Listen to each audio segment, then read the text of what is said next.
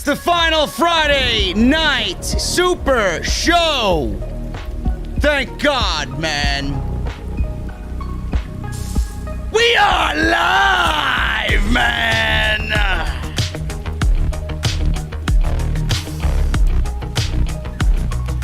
AEW Dynamite. SmackDown. 4 hours. It's midnight here in New York City. And I'm live on YouTube talking professional wrestling, man. SmackDown tonight. WWE gives us Hell in a Cell. After I told you that we didn't need Hell in a Cell with Roman Reigns and Rey Mysterio. What has WWE done to Bianca Bel-Air? I don't know, but it gets worse and worse every single week. Andrade speaks on AEW, and he has a major surprise coming to All Elite Wrestling. Will that surprise be his former manager? And we have an MMA rules cage fight between Wardlow and Hager. What are my thoughts on AEW doing a worked shoot MMA fight?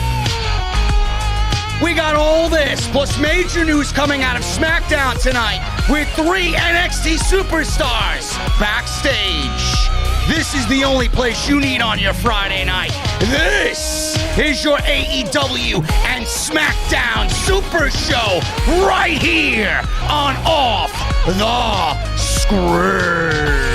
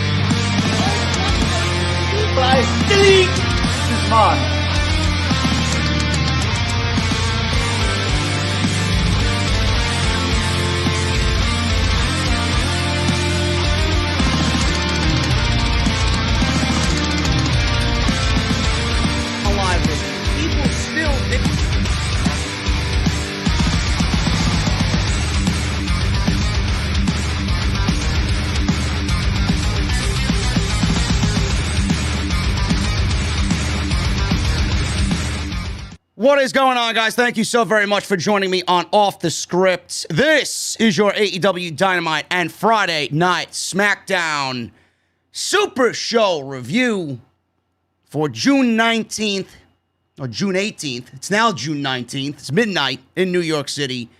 Right here on Off the Script. I am JD from New York. Welcome to the OTS venue. Thank you guys so very much for joining me this evening. Work never stops. I got a lot to go over tonight, and we are not going to waste any time. We're going to get right into it, ladies and gentlemen. I am so thankful that this is the final AEW and Friday Night SmackDown Super Show, man.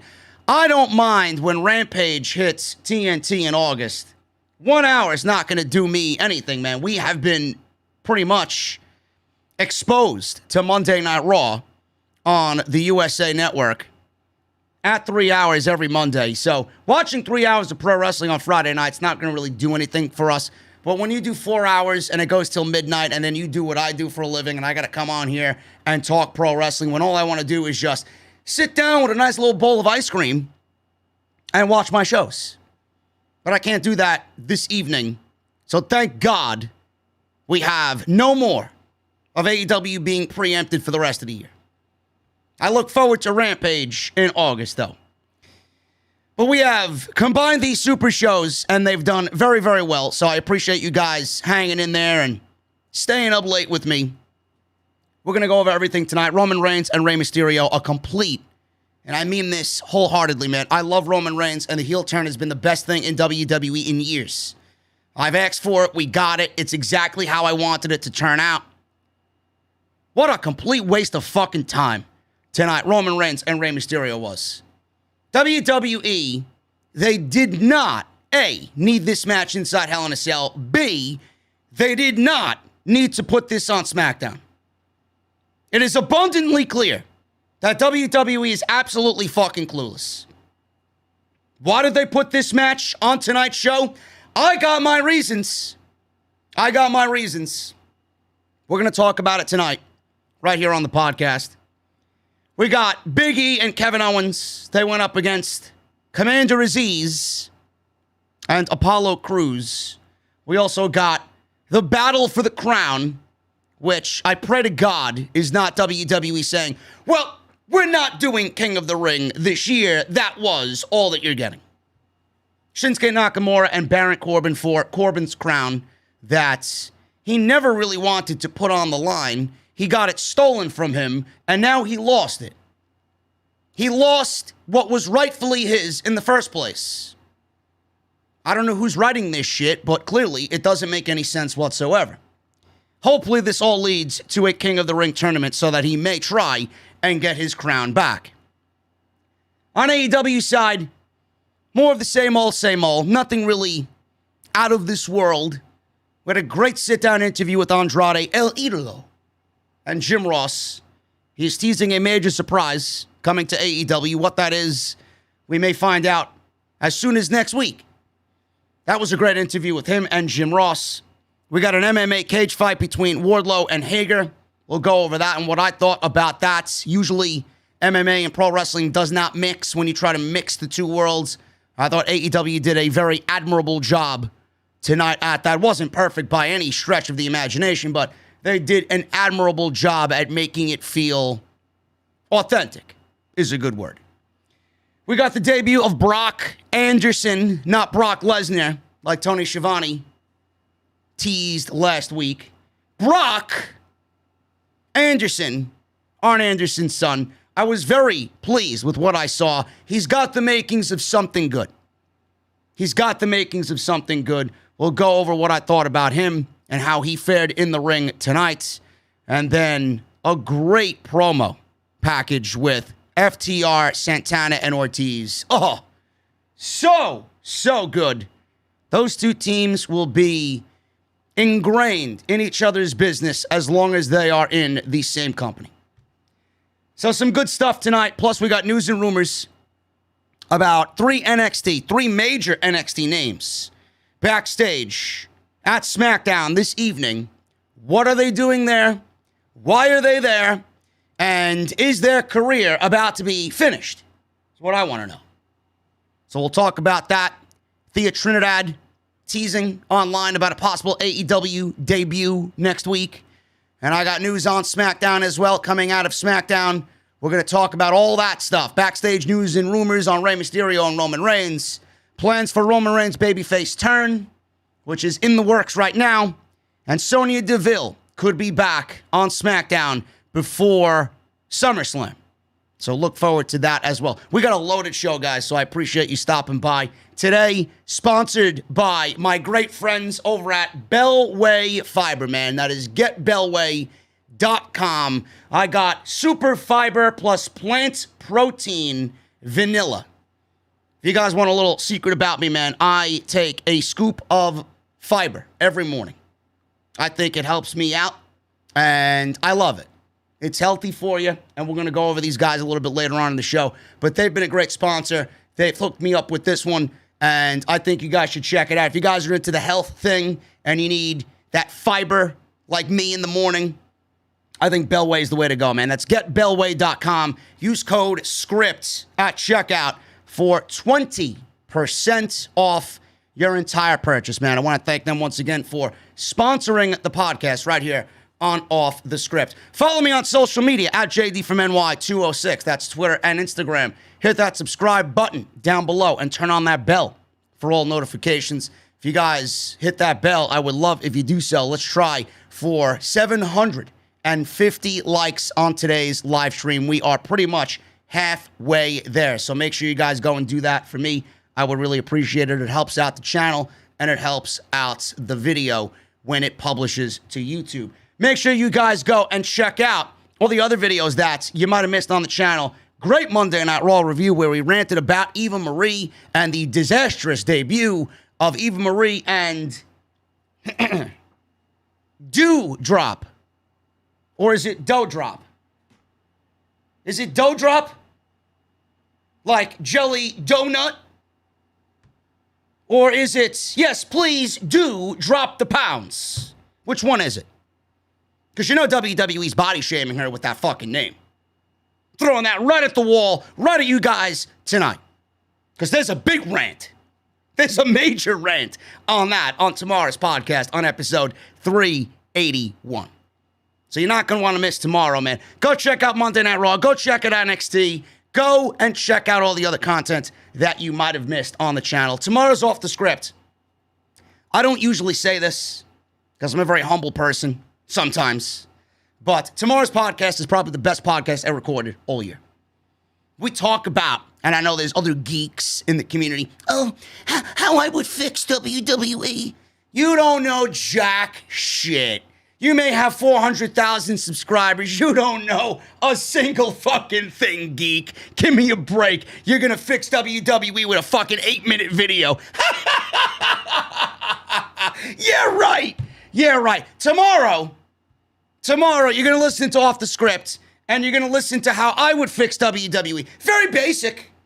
Very basic. Merging the rosters, making the pay-per-views feel important, making the King of the Ring an integral part of the year, doing things as far as combining the divisions if you don't want to do the draft and or merge the divisions or whatnot, merge the rosters. There's a ton of shit in there, man. Seriously. If you guys want to know how to fix WWE, then you're going to need to listen to tomorrow's Off the Script. Episode 381. It is going to be awesome. Believe me. So that's going up tomorrow, 5 p.m. Don't miss it. Make sure you subscribe and you'll get your notifications when it does hit your subscription boxes. There's no shots fired. There's no shots fired. Give me a break. If I wanted shots fired, I'd name somebody because there's a couple of people that I am not very pleased with, man. It's a miracle I'm not naming people because everybody's a fucking asshole. They all blow when it comes to being compared to me. Anyway, let's get into SmackDown here. Let's go over the news, man. We got major news coming out of SmackDown tonight. There were 3 NXT superstars backstage at SmackDown. Now, this is coming from PW Insider. This is coming from Mike Johnson. And typically, Mike Johnson is somebody that is very reputable. When he puts something out there, you pretty much know that it is what it is, right? PW Insider and Mike Johnson added in their newsletter or report tonight that on top of Karrion Kross and Scarlett, who were backstage in Tampa at the Thunderdome for SmackDown, that Bronson Reed, big boy, colossal, North American champion Bronson Reed was backstage at SmackDown tonight. But it doesn't look like any of the NXT names here will be appearing on the main roster anytime soon.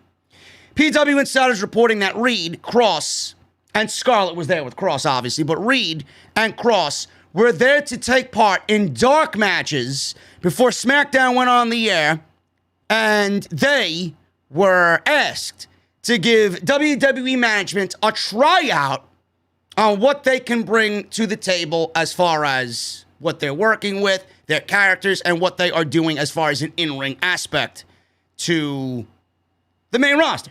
What are they bringing to the table? So there's been talk lately that Karrion Kross could be demoted to the main roster, but that does not appear to be happening as of right now. Same thing with Scarlett, because they're a package deal, and same thing with Bronson Reed. I get Kross. I really, really do. I get Cross. I get why Vince would want him on the main roster. I have said it since the beginning of the year. Cross should be on the main roster. Cross should not be NXT champion. I've said this countless times over the last 10 days or so. Cross should not lose the NXT championship. If you are planning to call Karrion Kross up to the main roster, Karrion Kross should not lose at all. You either have him get into a little situation with Regal and Joe, have him stripped of the NXT championship, and then get him out of there. Make a trade. Make him out to be public enemy number one. We cannot conduct business here at the Capitol Wrestling Center anymore with Kross on the warpath. Get him out of here. I traded him to Monday Night Raw. I traded him for Ricochet. Ricochet is back on NXT. Kross should be on the main roster, but Kross should also not lose. I don't care who it is. A lot of people are saying, oh, have him drop the title to Samoa Joe. No, that's not the answer. Having him drop the title to anybody, it could be fucking creative character number one. It doesn't fucking matter. You're not having Kross lose the title. So that's that. Samoa Joe, more than likely, his career is over. I don't want to hear Samoa Joe being NXT champion talk anymore. It is no longer a thing, nor should it be, nor should it ever have been a thing. Bronson Reed is the one I'm concerned about. How many times have we seen someone like Bronson Reed get called up to the main roster and they just waste away? The last one that I look at that is similar to Bronson Reed, though he wasn't a singles wrestler, was Otis. Otis was funny. Otis was charismatic. Otis was in a tag team with Tucker Knight called Heavy Machinery. They started off pretty decently. They were a good act. And then all of a sudden, they broke them up. They didn't know what to do with Otis. They gave him Money in the Bank. He sat around. He was a fucking comedy character. He lost the Money in the Bank to The Miz. Then he was floating around after Tucker Knight got fired. And then they paired him with Chad Gable. He seems to be on his feet now, but he isn't really doing much of anything. WWE doesn't push guys like Bronson Reed. It's just in their fucking nature. They'll take one look at Bronson Reed, just like they took one look at Keith Lee, and label him a slob.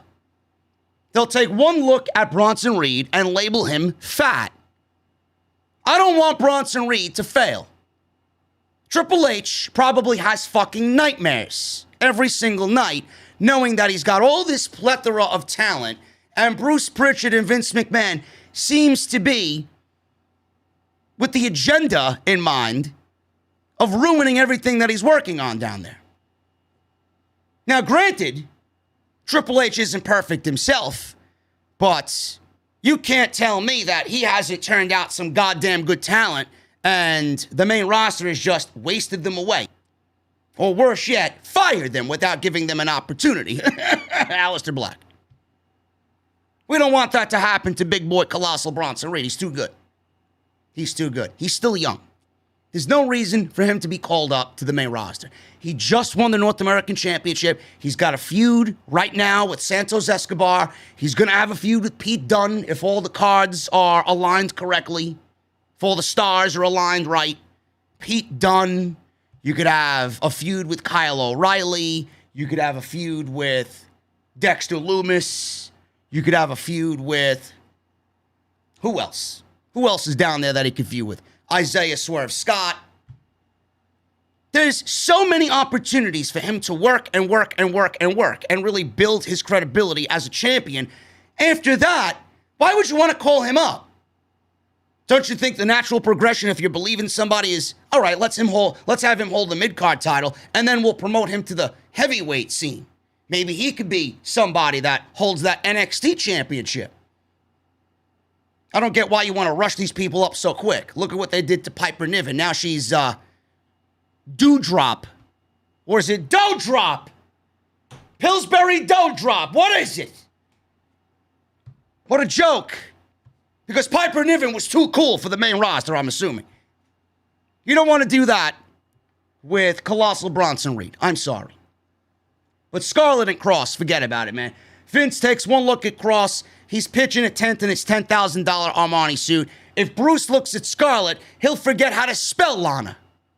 Because you know he had a fucking infatuation with Lana and Mickie James. If Scarlett walks into the room, forget about it, man. You're going to need to give Bruce all of my Blue Chew fucking advertisements, man. Just give it to him. Or he's probably sponsored by Blue Chew anyway, man. That fat fucking red-faced slob. But Cross, I don't really care. He could be on the main roster. He deserves to be there. He needs to be there. He's too good for NXT. He's well beyond NXT right now, especially with the size he belongs on the main roster. Bronson Reed, I don't want to hear anything about him for another year and a half at least. At least. He's way too young. He'll be there in time. No need to rush. We got Thea Trinidad. Actually, I'm going to save that for AEW Dynamite. It's in my notes. It's right underneath this one. I'm going to save that for Dynamite because we're not there yet. We're not there yet. Let's get into the SmackDown stuff. Guys. Rey Mysterio made his ring entrance. He walked down the aisle and he started SmackDown off. Cole said that this news about Hell in a Cell broke last night and that Rey Mysterio requested this match because he can no longer wait to get Roman Reigns inside Hell in a Cell. It needs to happen on Friday. It can't wait till Sunday because you can't wait 2 days. Couldn't wait another 36 to 48 hours for this match to take place on an actual pay-per-view. So, Rey looked into the camera, and he cut a very passionate and sad promo. It looked like he was trying to get emotional, and it looked like he tried to cry. It looked like he tried to break down here and really sell his son Dominic being hurt, being thrown over the top rope like a bag of trash by Roman Reigns as Roman Reigns powerbombed him over the top rope. Now, he went on to say, he told his son Dominic of the risks competing in the ring. He said he can walk, but who knows when he'll be back in the ring. Oh, well, he better be back because you guys are supposed to drop those tag team championships to the Usos. So he'll be back. And this is the reason why the Usos will easily win the SmackDown Tag Team Championships. He said Reigns tossed his son like a bag of bricks over the ropes onto the floor. I don't know if he threw him like a bag of bricks, but I'm sure he landed on what felt like a ton of bricks on that concrete, even with the padding on top. Threw him like a bag of bricks over the top rope onto the floor. He said he'd never forget the sound and the helpless look in Dominic's eyes as he suffered in pain. You know, that's the same look that I give. That's the same look that I have when I watch Monday Night Raw every week at 8 p.m. on the USA Network from 8 to 11. I have that helpless look in my eyes, and I'm suffering in pain. I'm sure you guys are as well. I think millions around the world are suffering in pain watching any WWE programming, never mind Monday Night Raw. He said he'll never forget the man who did that to him. He said that's why he wants the match tonight, because he can't wait another day. So Rey says he knows he agreed to a match on Twitter, but he wants to hear it from Roman Reigns' mouth right here tonight. He paused, and then he says, "Get out here, you son of a bitch." There's that B word. Ooh. When you throw the bitch word around, folks, that means the storyline and the promo has escalated to the next level, man. Now we're in the orange instead of being in the yellow. It's escalated because Rey Mysterio threw the word bitch around. So, no Roman Reigns. Then the cage began to lower, and then Roman Reigns comes out and graces us with his presence. So Reigns says what he did to Dominic was PG compared to what he'll do to him inside Hell in a Cell tonight. So he is very sure that this will happen. Rey says he's never been more sure of anything. Reigns gave him the opportunity to walk away. Rey said no. Reigns says he tried to be diplomatic, but now we do it my way. He handed the mic to Paul Heyman and walked off. Heyman followed, said nothing, and they showed Rey standing in the middle of the ring with the Hell in a Cell cage, 75% lowered from the ceiling, which was red, by the way. I don't know what you guys feel about the red Hell in a Cell. I fucking hate it.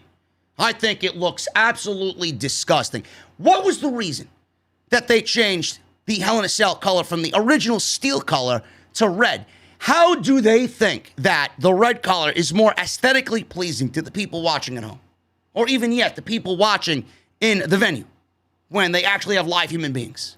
It is ugly as shit. If there's one thing that I would change regarding this, first of all, I'd get rid of the fucking concept altogether. Get rid of the pay-per-view altogether. These gimmick pay-per-views are a complete waste of fucking time. But one of my things would be like, you know what? We're having a boardroom meeting. I don't give a fuck what you want to start off with. We're changing the cell color back to the regular steel, and we're getting rid of the red. Yet there's some people online, they were wanting it to be blue because of SmackDown. I should smack you in the fucking face until your face turns blue, you fucking internet geek. Stop. You know absolutely nothing. This is why I'm here and successful at what I do. This was pretty decent. I mean, I don't really get why this match is happening. I really don't. Meltzer even said, I don't know why this is happening. I don't. Backstage news on when WWE decided to move Roman Reigns and Rey Mysterio to SmackDown and take it off of Hell in a Cell. So Meltzer reported in the latest edition of the Wrestling Observer that there's no involved reason that made any sense as to why this match was moved from the pay-per-view to Friday night. He said there were just a bunch of discussions on Thursday, and those discussions ended with, let's do it on SmackDown, end quote. So WWE decided, hey, you know what would be good? Let's do it on SmackDown. Now, this has normally, I would say this is an AEW effect. This has absolutely nothing to do with AEW. Nothing. There was no overrun into Dynamite. WWE's not worried about Dynamite pulling 400,000 viewers on a Friday night, which is not their normal night. Not their normal time slot. They're not even thinking about AEW when it comes to this situation. So, cut the war. Or they said this, they did that against AEW back and forth, WWE. It's nothing to do with AEW. Does it have something to do with the declining ratings on SmackDown? Because the last couple of weeks, SmackDown has trended below a 2. I don't think they've trended below a 2 since the debut on Fox. The last 3 or 4 weeks, they've been sub 2.0 rating. So you know Fox ain't happy. So WWE was like, you know what, which you won't hear that from anybody else. I mean, that's not information that we're going to get as fucking plebeians in the internet wrestling community. Somebody in the boardroom was like, you know what, Fox is breathing down our necks. We got to do something drastic because we got to get this over at 2. So they decided, you know what, we'll take this obvious main event match and move it to Friday night. That'll get people to watch a Hell in a Cell. Imagine that. Now, the funny thing is, they don't do it 2. That's what I'm looking out for. If they don't do a 2.0. But was it a cheap, desperate grab at ratings? Some of it. I'd say 50% of the reason was a ratings grab on Fox. But the thing that I am thinking about here, and I discussed this on tomorrow's show as well, talking about all this. WWE, and I mentioned this on last week's Off the Script, episode 380. Reigns pretty much shoot on creative, saying, I'm Roman Reigns. I'm the Universal Champion. I need to be protected. I need to look a certain way, feel a certain way on TV. I either go on first or last. I don't go on anywhere in between on these shows. And I love that because Reigns knows how great he's doing.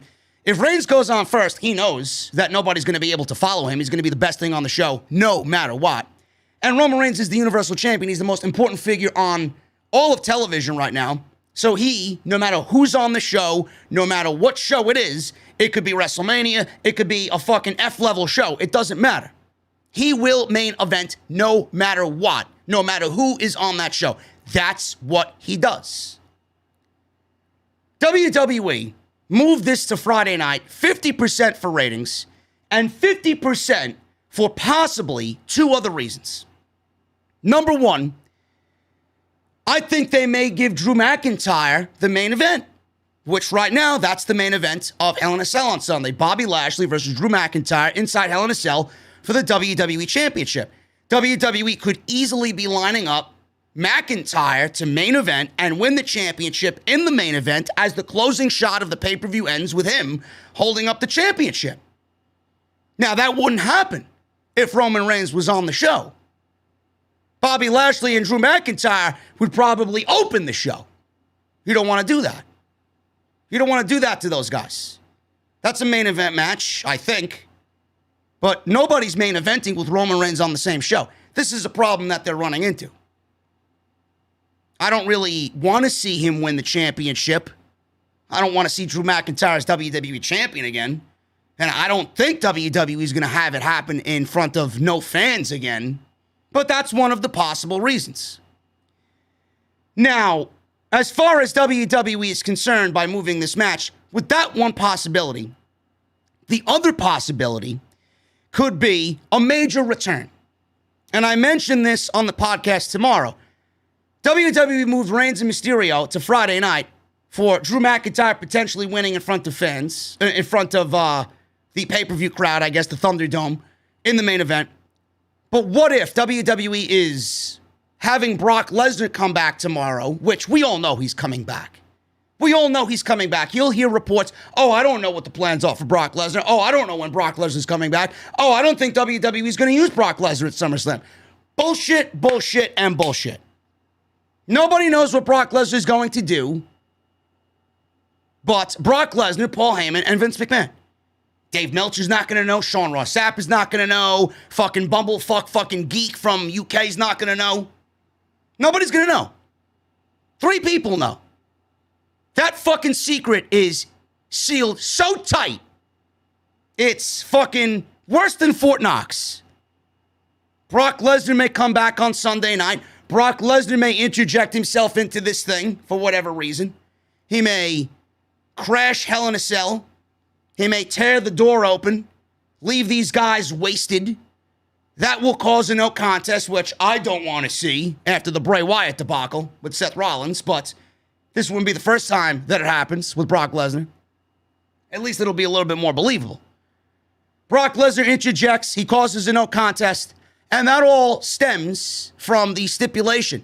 Drew McIntyre, he must win this match on Sunday night. Otherwise, he doesn't get another championship match as long as Bobby Lashley is the champion. Now, if that is the case, what are we looking at for SummerSlam? Are we looking at another Drew McIntyre, Bobby Lashley match? No. Well, somewhat we are. But Brock Lesnar, if he does come back, could absolutely be the reason why they moved Roman Reigns and Rey Mysterio to Friday night.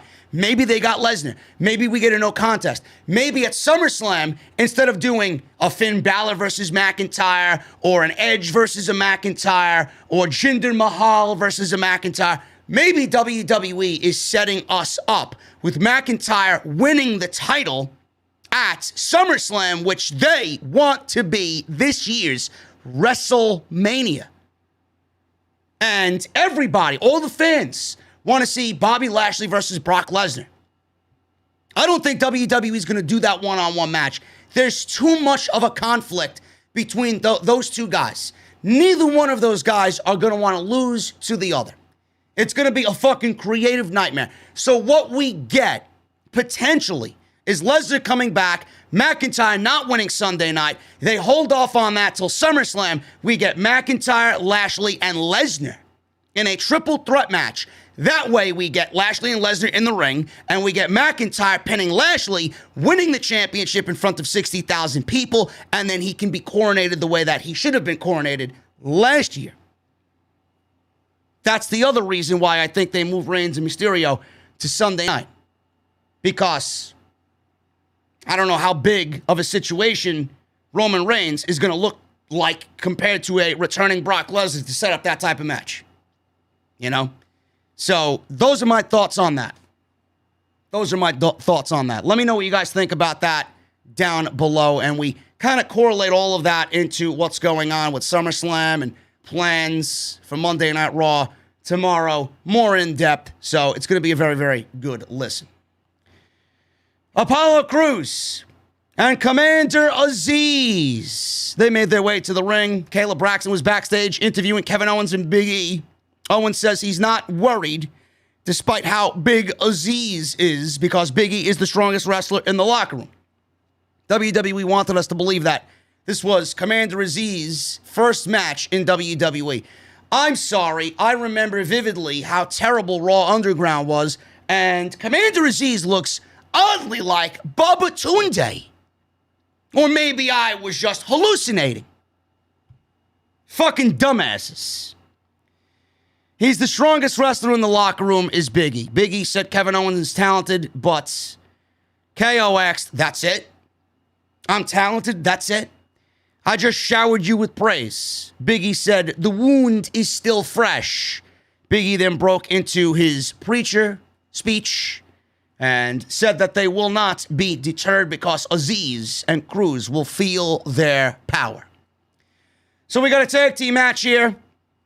Commander Aziz didn't look as terrible as I expected him to look, but they gotta get him out of that fucking ring attire, man.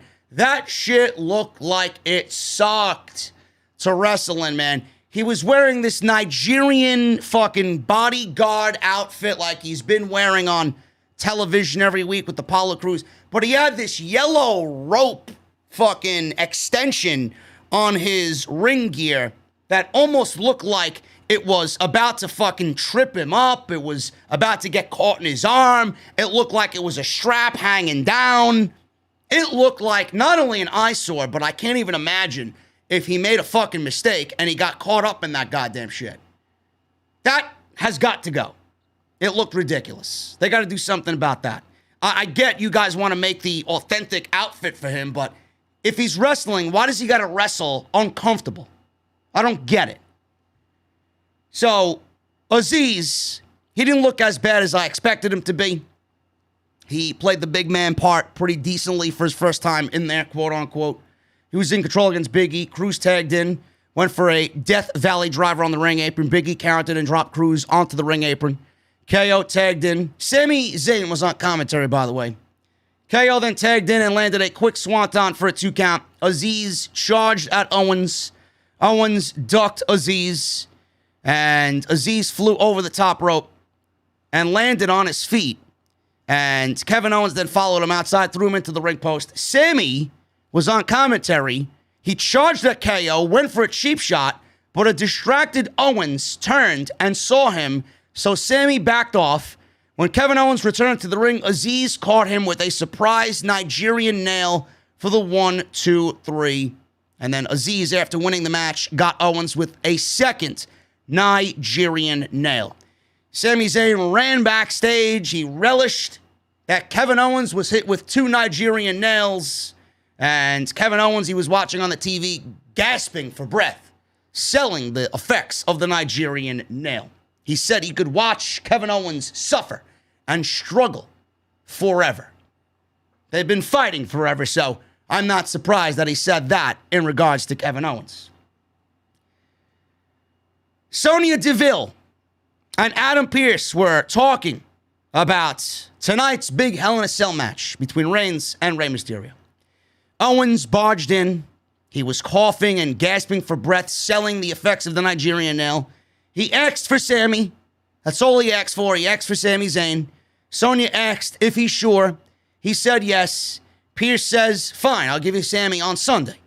So we got yet another Sami Zayn and Kevin Owens match on Sunday at Hell in a Cell. I'm not going to complain, but at some point, they're going to have to eventually move on from each other because these singles matches with no importance and nothing on the line, how many times can you do the same thing over and over and over again? But I did appreciate the fact that Kevin Owens sold the Nigerian nail like fucking death, man. He sounded and looked great in his approach there. Awesome. Sonya Deville. I got news on Sonya. She's actually training to come back in ring on WWE television. Now, if you guys remember, she's been out of action for almost a year now. Come SummerSlam, it'll be a full year. She wrestled Mandy Rose last year at SummerSlam, and she was dealing with that stalker situation, which kept her off TV. She's back now. She's been in a authority figure role with Adam Pearce. And Ringside News, which has confirmed many reports to be legit, and we had Fightful and Dave Meltzer confirmed this as well. Ringside News reports that DeVille is preparing for a return, and actually WWE's original plans would have seen her already return by now. There were reportedly plans for it to be back in the ring around WrestleMania season, but it keeps getting pushed back another week, another 2 weeks, another week, and another 2 weeks, says Ringside News.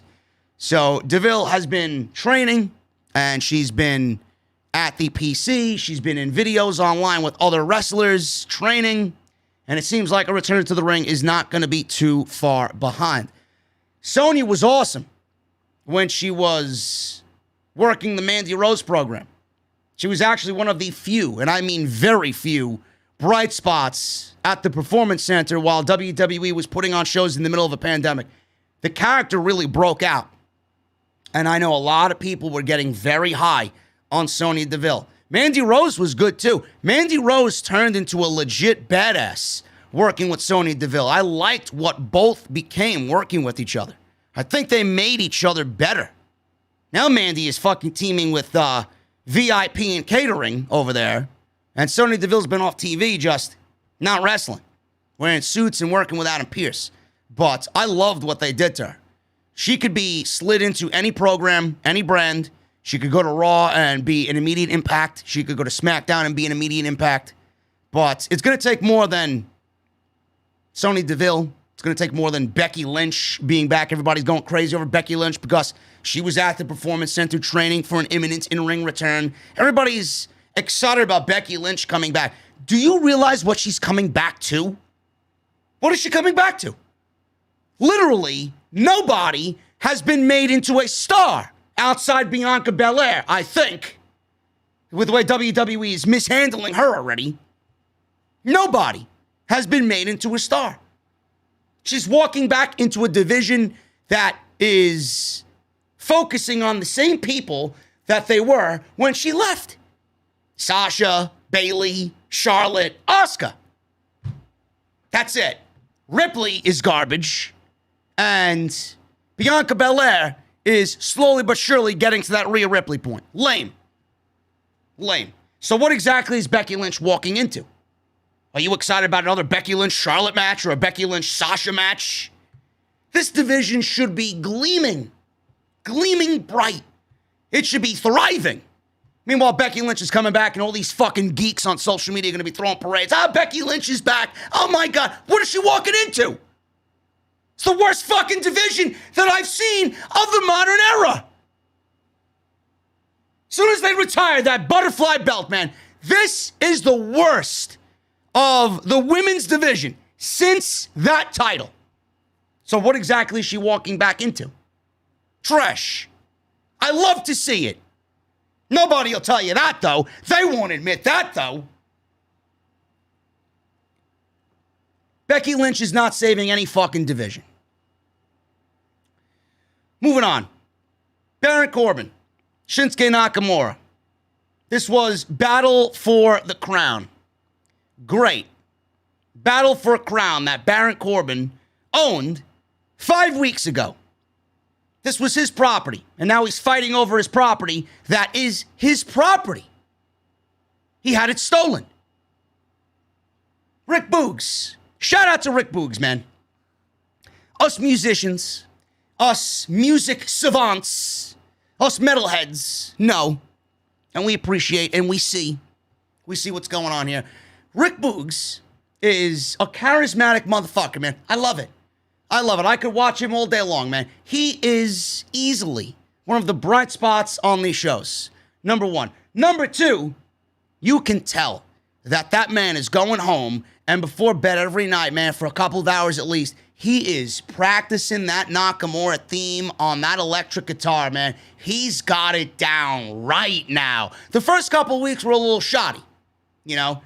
Maybe a note here, a note there. Maybe he was fine-tuning himself. Maybe he wanted to do something a little bit different as the weeks went on. Maybe he thought his playing needed a little touch-up. Whatever the case may be, man, he is doing great on that Nakamura theme. He's got it down perfect now. Notes are being hit. It sounds great. With him playing along to the theme music, it sounds awesome. I see it. What I don't see is something that I'm highly interested in when it comes to Nakamura and Baron Corbin. This is the 5th match in 5 weeks. That's a problem. That's a problem. WWE says this is long-term storytelling. No, it's not. It's pretty much a troll job at this point.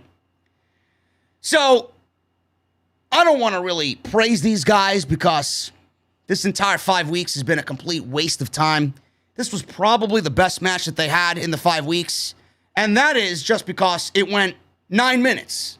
The other matches went 2 minutes, 3 minutes, 4 minutes. Barely touched 5 minutes. This went 9 minutes. Basic match, but probably the best match of the 5.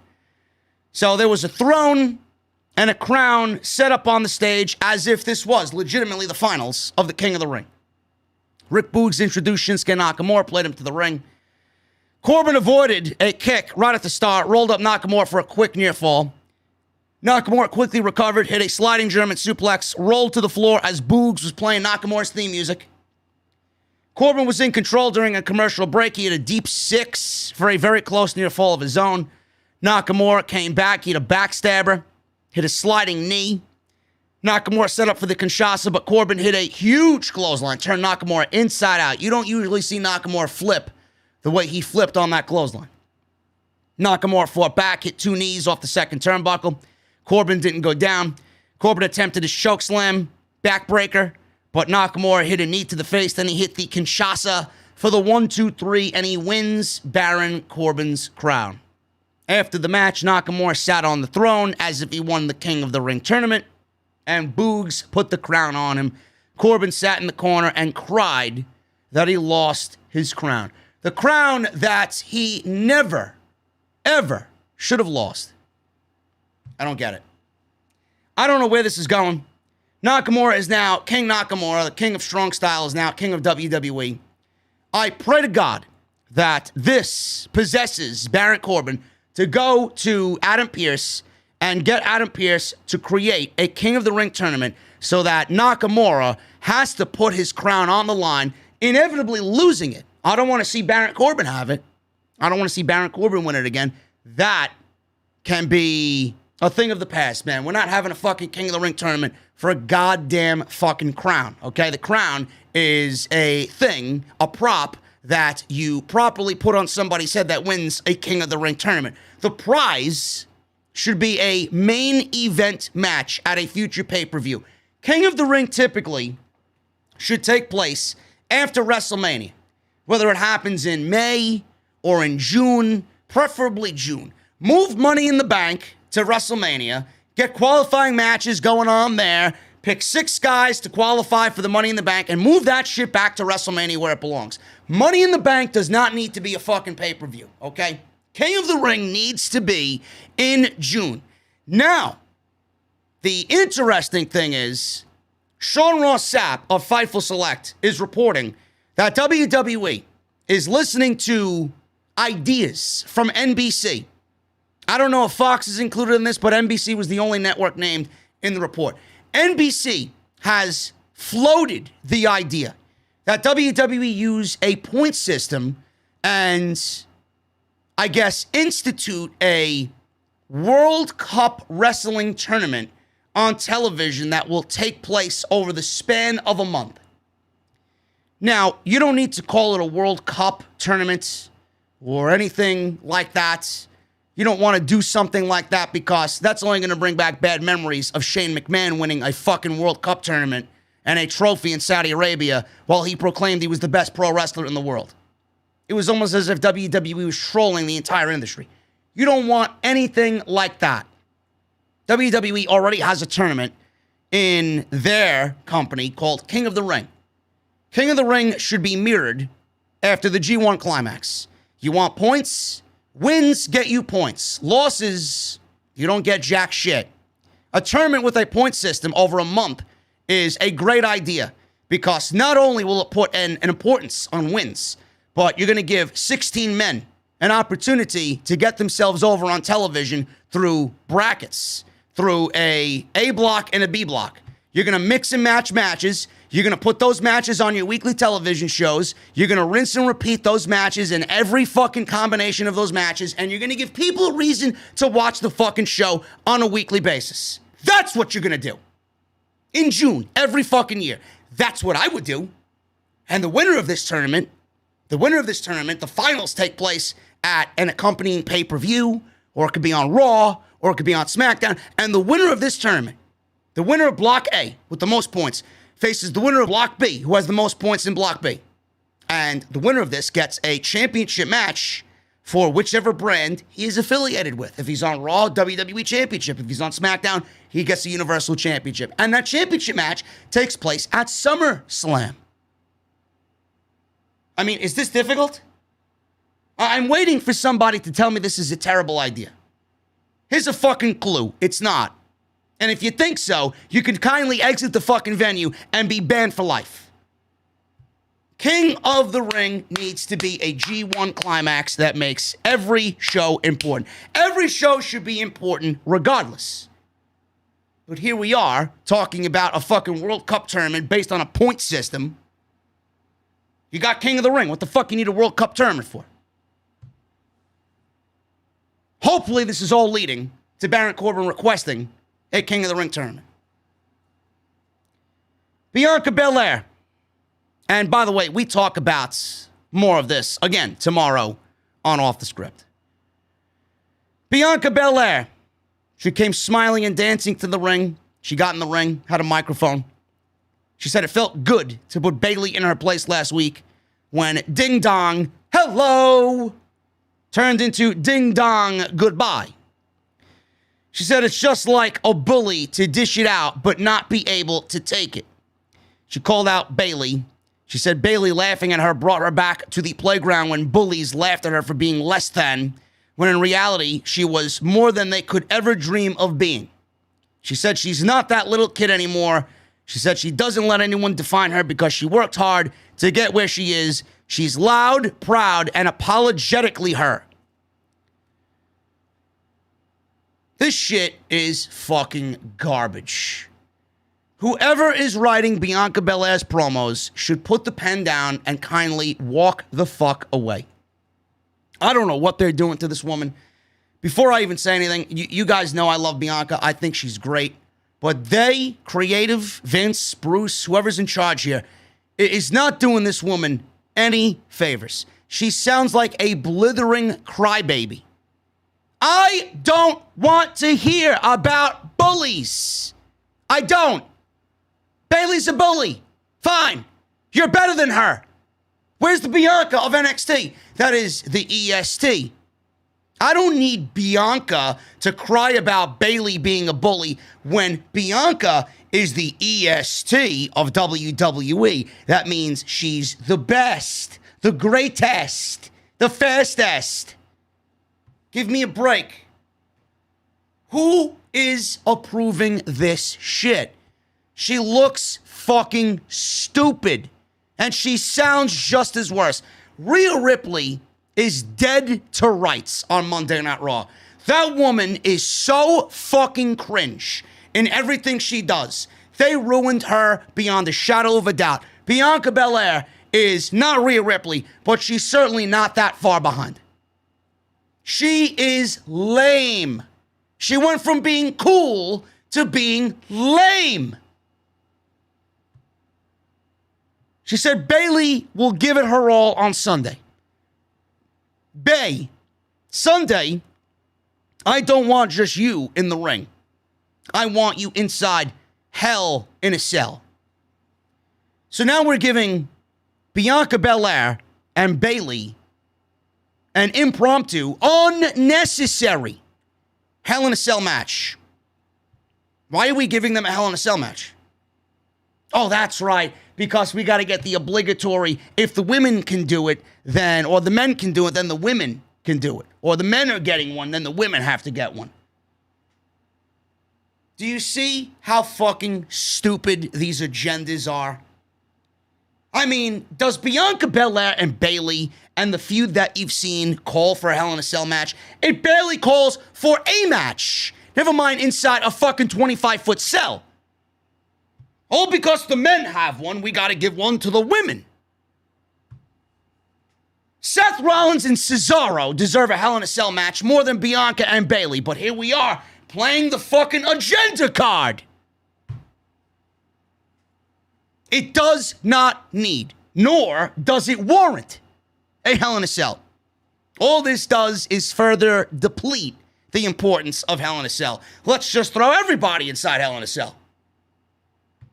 But then you'll get some fucking poor simp, some poor sap, some fucking feminist idiot online. Oh, well, he's against women. He's a sexist. Meanwhile, I'm talking pro wrestling jargon here. I'm talking in the language that you might not understand, you fucking geek. Talking pro wrestling, I'm talking storylines, I'm talking importance on a match type like this. If you wanted a situation where Bianca and Bayley are in the ring together and you want to bully, why don't you do a fucking no DQ match or a street fight? What the fuck do we need a Hell in a Cell match for? Because one Hell in a Cell match back in the day was more than enough to get by doing a Hell in a Cell pay-per-view. Now we need fucking 3? We need 3 Hell in a Cell matches. We need 2 on Sunday night. Because the men have one, the women have to have one. Ridiculous. Absolutely ridiculous. So, I'm going to do you so bad, you're going to beg me to stop, she said. She said, first, they try to ignore you, then they laugh at you, then they fight you, and then you win. So Bayley's music played. Bayley went after Bel-Air in the ring. Bel-Air tossed Bayley to the floor, headfirst into the announce desk. All of this ended up with Bayley delivering her finishing move on Bianca Belair. I don't know what she calls it, the rose stomp or something like that.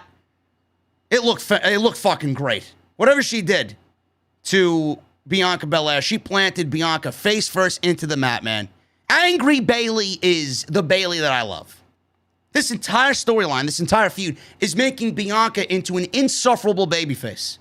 It is so bad that I want Bayley to win the championship so that they could get that fucking title off of Bianca Belair. Belair is not cool anymore. Bayley is cool. Everybody loves Bayley. With Bianca becoming insufferable, Bayley becomes that much more cooler. But that's something that WWE doesn't really understand. They don't realize that. They don't realize that at all. Jimmy Uso. He approached Roman Reigns backstage in his locker room. Reigns stood and asked, "What's up?" Jimmy said he thought about what he said last week about representing the family. "You're right, Us," he says. "I may not agree with everything you say or be 100% on everything you do, but we're blood. We're family." Reigns nodded and asked where his brother Jay is. Jimmy said, "Haven't heard from him all week. I swung by his crib the other day. He wasn't there." Jimmy says he's there if he needs him tonight to help out inside Hell in a Cell.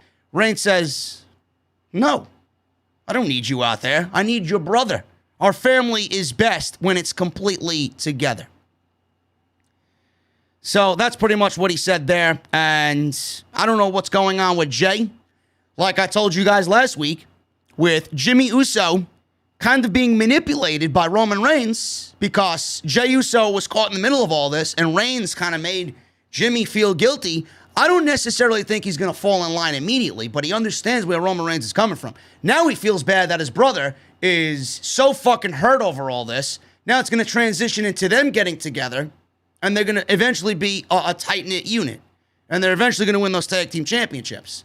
But I like the little twists and turns with Jimmy Uso and Roman Reigns. Now Jay's missing. Where is he?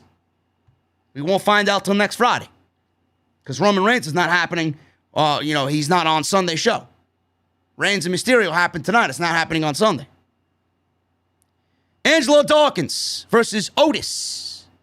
This was a singles match. Match never officially started because Otis legitimately beat the shit out of Angelo Dawkins. Gable and Otis threw Dawkins shoulder first into the ring post. Otis clotheslined Dawkins into a nasty German suplex from Chad Gable, which Angelo Dawkins landed right on his fucking neck. I was like, oh, shit.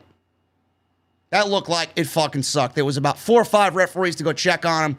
Hopefully, Angelo Dawkins is all right. So we didn't get a match. I'm loving what they're doing with Otis. I'm loving how Chad Gable and Otis are feeling as a tag team. Listen, man, they're doing the thing. I'd give them a run at those tag team championships if I was WWE. But knowing the company, I don't know if that day is ever going to come, because we're going from the Mysterios to the Usos. And then the Usos, they ain't losing those championships when they win them. The only other tag team that I could see beating the Usos are the Street Profits. So Otis and Gable, we don't know if they're ever going to win the tag team championships. Gable might not even be there. I think he might be a free agent sooner rather than later. But I'm loving what they're doing with these guys. At first, I didn't like them. At first, I was like, I want Heavy Machinery back. But there's no way you could watch Chad Gable and not appreciate the man's fucking work ethic. He's great. And he really gels well because there's a real-life brotherhood there. They're best friends in real life. So they're working well together. I didn't like them at first, but they're growing on me week after week, man. They're one of my favorite things about SmackDown. Some good stuff there with Otis and Chad Gable. Kayla interviewed Cesaro backstage. She asked if he's concerned about their feud and how it is escalated so far. His feud with Rollins, by the way, geeks. Cesaro said it hasn't escalated far enough, noting he stomped his head and put him out on a stretcher. He says he loves what he does and has worked very hard to get the opportunities he's had. Seth Rollins walks in. He laughs. Cesaro stood up. Seth told him to sit down, calm down. He's not there for a fight. He's a professional and a gentleman, and he showed up to have a conversation. He politely asked Kayla to leave, and he mic'd himself up. She had this demeanor about her where she couldn't wait to get the fuck out of there. And she mic'd him up. Cesaro told Seth he disgusts him. He said everything he does and everything he stands for is a disgrace. He said he doesn't deserve a single ounce of respect. He said he'll show him and everyone like him on Sunday what he does deserve when he puts him in his place. He said this very calmly, and he stated all of this very direct at Cesaro. Cesaro says, Seth, I'm very proud of you. You came out here being a professional and you stood up stood up to your word. So then he knocked him over, shoved him over, and he fell backwards in his chair. And then Cesaro left. That was pretty much it. Like I said, those guys belong inside Hell in a Cell more than Bianca Bel-Air and Bayley on Sunday's pay-per-view. Roman Reigns and Rey Mysterio. This was the main event of SmackDown. WWE made it very well known that this was the first ever Hell in a Cell match on SmackDown ever.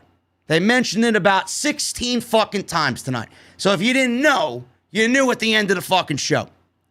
Now, there is a report going around, which is completely ludicrous, that USA Network, NBC Universal, they were upset, very upset, that WWE moved this match from Sunday's pay-per-view to Friday Night SmackDown on Fox. They were upset that Fox is getting a Hell in a Cell match with Roman Reigns and Rey Mysterio. What exactly are you upset about, NBC? This, of all the things, upsets you. You're upset because Roman Reigns and Rey Mysterio are having a Hell in a Cell match on Friday night.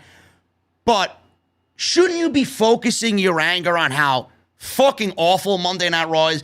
It is legitimately the worst wrestling program in all of the land. And this is what's upsetting you.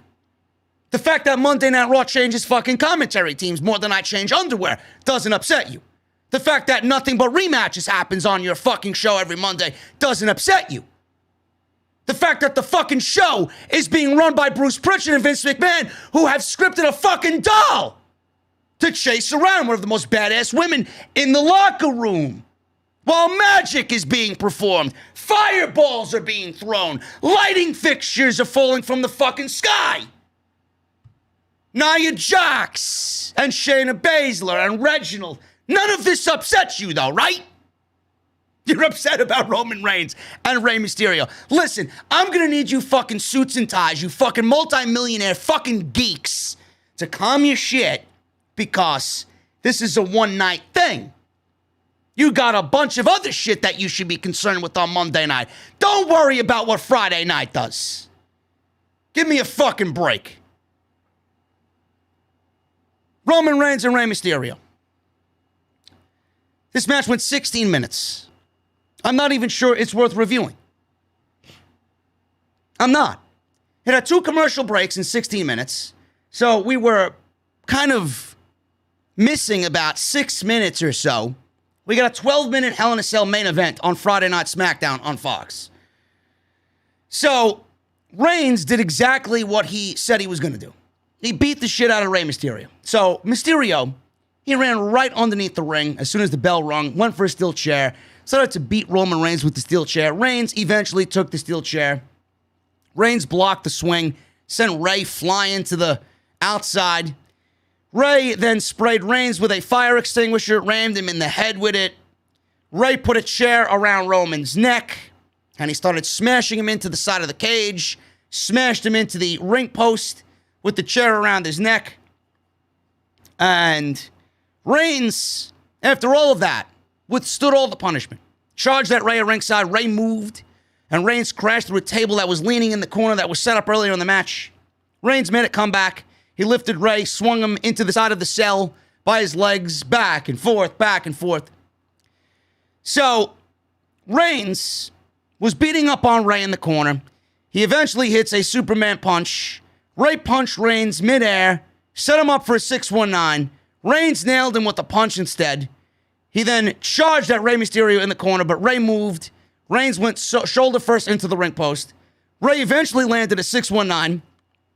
And then bashed Roman Reigns across his back and chest a few times. He put a chair on Reigns, climbed to the top rope, flew off the top, hit a frog splash on Roman Reigns on top of the chair. He then went up top again and landed a second splash for a near fall. Reigns caught flying at him and threw him over the top rope. And the fly of Rey Mysterio, the way he flew in the air, he did the same thing to Rey that he did to Dominic. He threw him over the top rope in a powerbomb and threw him against the steel cage. Similar to what Dominic did last week. So that was easily the best part of the match. Other than that, nothing else really happened here. Commentators were selling it. Oh my God, Heyman was oh my God on the outside. Reigns dragged Rey back into the ring, put him in a guillotine, and Rey Mysterio tapped out. He legitimately tapped out. He didn't pass out, he tapped out. This was fine for what it was. Very straightforward. Reigns retains the Universal Championship. After the match was over, the cage was raised. Jimmy ran out, raised Reigns' arm and hand in victory. Reigns looked down at Rey. He got to his feet. This apparently angered Roman Reigns. Reigns put him in another guillotine, choked him out, and he threw him down. Jimmy looked on. Reigns held the belt in the air, was talking shit to Rey Mysterio as SmackDown came to a close. That was pretty much it. That was your SmackDown on Friday night. That did not need a Hell in a Cell. I said this a week ago, and I'm going to say it again here now. This did not need a Hell in a Cell. This was very straightforward, and there was nothing exciting about this at all. It was Reigns pretty much demolishing another babyface on SmackDown and him looking stronger than ever before. I don't know what else you want me to say here. If WWE put this on Sunday night, we probably would have gotten a better match.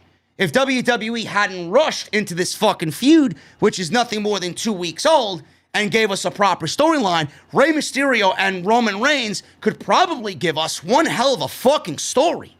Now it's over. What are you going to do now? Is Rey going to continue coming back at Roman? I don't want to see that. The man got demolished here tonight. That's it. Nobody will look at Rey and think he's going to beat Roman Reigns. You put him in there against the world champion and he fucking failed. It's over.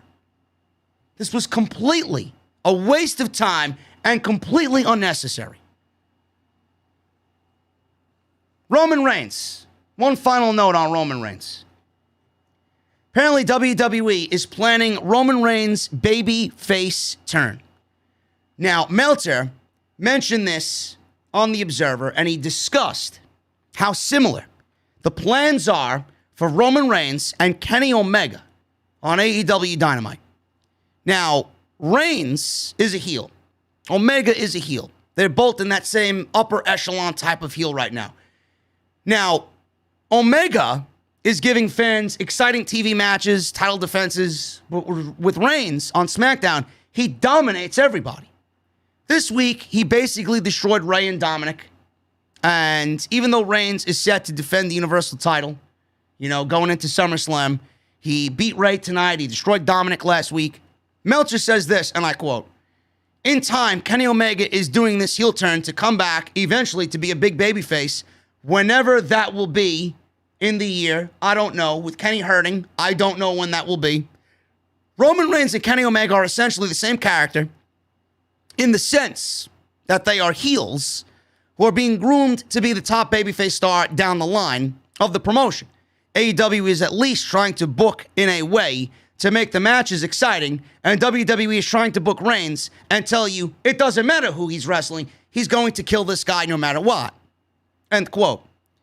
Now, Reigns, the reason why he's booked to dominate, which some people interpret that, with Roman Reigns being dominant, they interpret that as being boring, or they interpret that as being formulaic, or they interpret that as, oh, WWE creative sucks, he's stale now.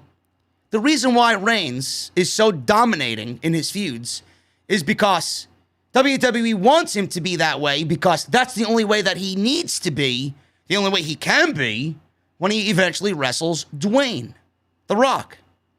A WWE source told WrestlingNews.co, Vince doesn't want to portray Roman as a cowardly heel who gets his ass kicked 50% of the time. So they're pretty much admitting that's a fucking problem in WWE. But with Reigns, they're not going to do that.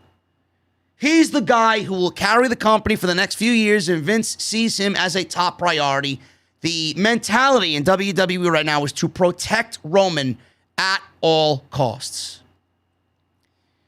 Roman Reigns is not going to become a babyface anytime soon. So I don't even know why this is being discussed. John Cena's coming back for a potential match against Roman. Depending on how John Cena is received, I'm sure Roman is going to be the heel. He could very well be the babyface going up against John Cena because John Cena is very polarizing. But I think Roman is going to be a heel and John Cena is going to be welcomed back to WWE. So Roman's going to be a heel. Roman potentially has another match, maybe lined up with Edge, a one-on-one match that doesn't include Daniel Bryan. Edge is coming back as a babyface. Roman will probably be heel for that. Roman has The Rock. It's going to be a heel there. Roman and Lesnar, they're going to visit that somewhere down the line. Roman, I don't know. That's an iffy one. Roman could be a heel and Lesnar could be the babyface. I don't know what the story is that they're going to tell there. But Roman could play a heel in that. Lesnar could be the babyface. Roman could turn babyface for that match. And Paul Heyman eventually lines himself with Lesnar. And we get that old act together. And Roman, as long as he's still this character, goes on to have a babyface run. But from everything that I just told you, WWE is going to feed Roman John Cena, maybe Edge, maybe Big E, Lesnar, and The Rock. You do realize that when he beats The Rock, he's going to be pretty much God at that point. Then WWE has a completely different issue with Roman Reigns.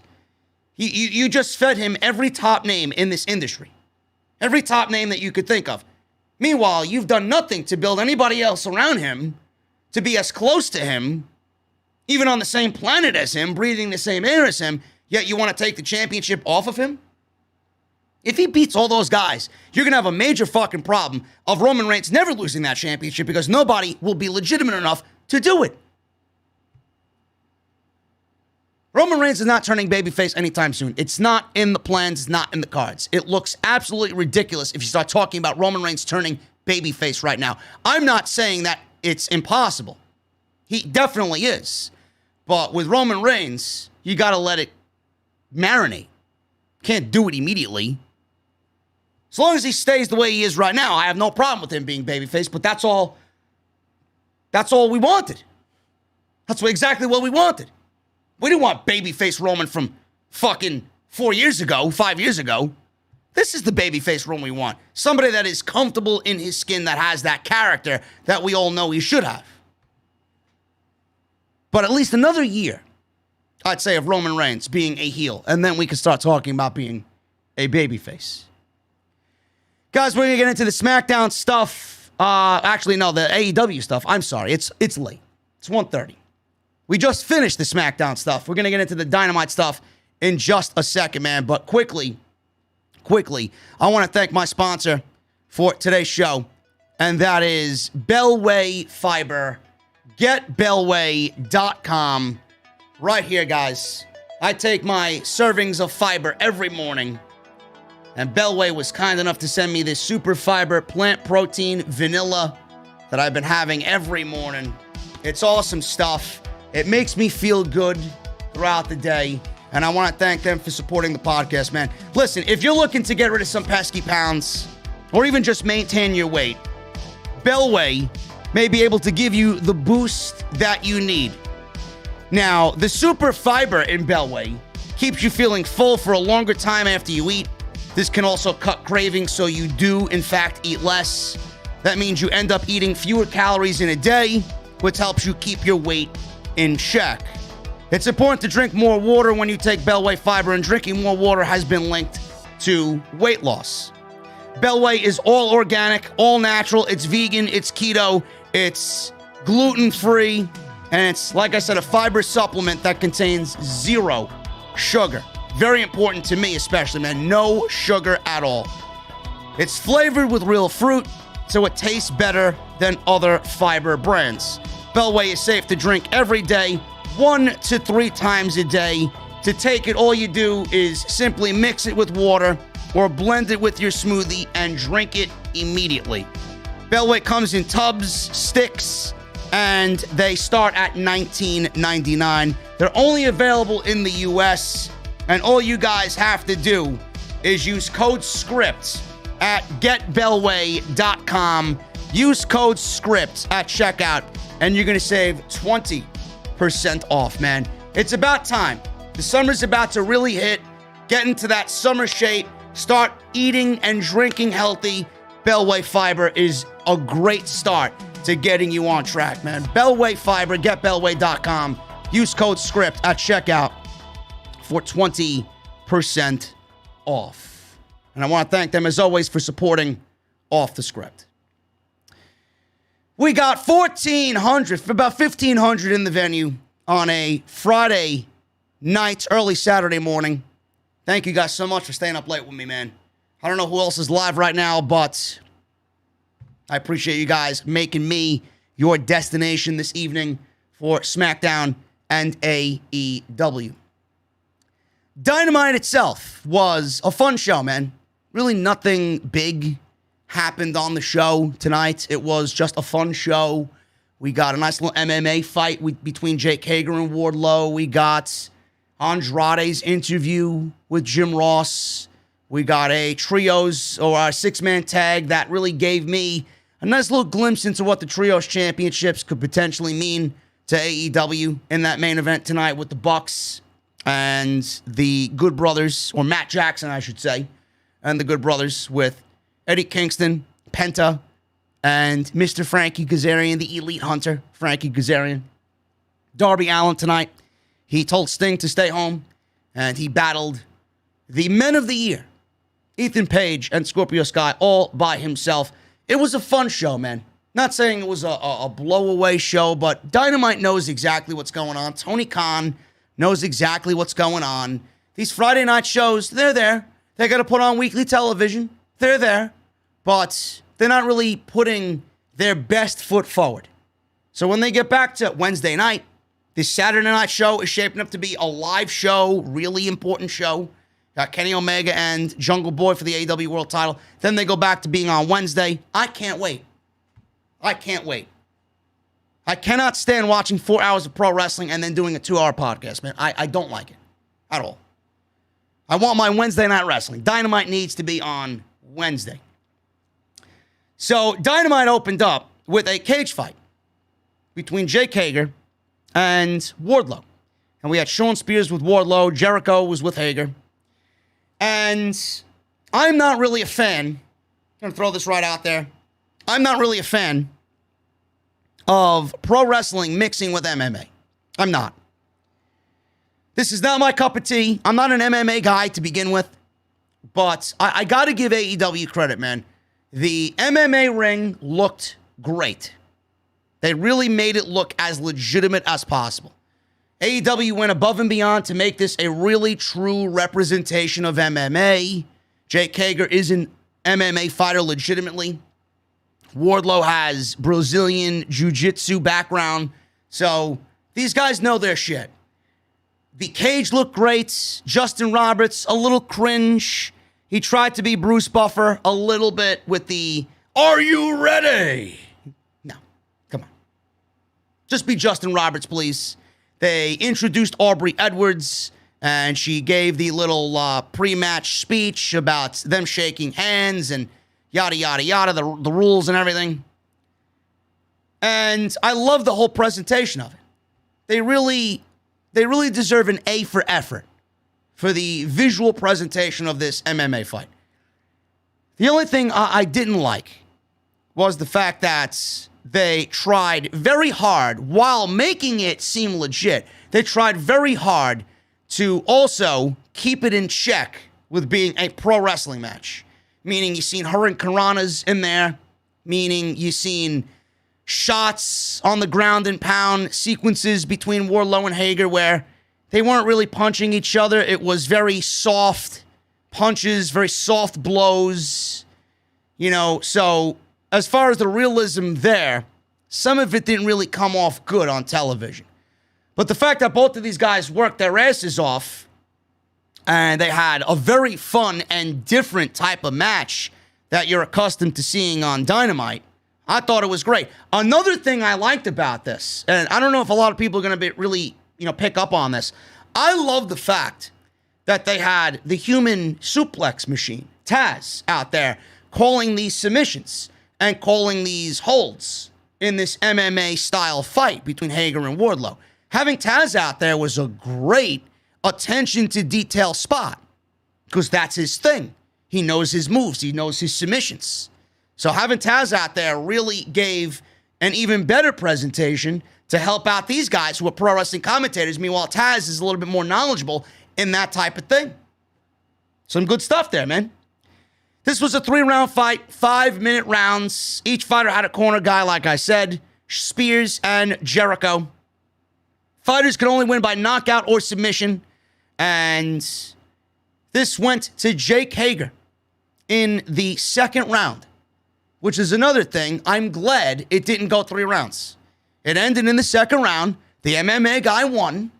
And I'm glad it didn't go 3 rounds because if it did, it would definitely be pro wrestling-esque. So I'm glad that it ended a little bit more realistically in the second round.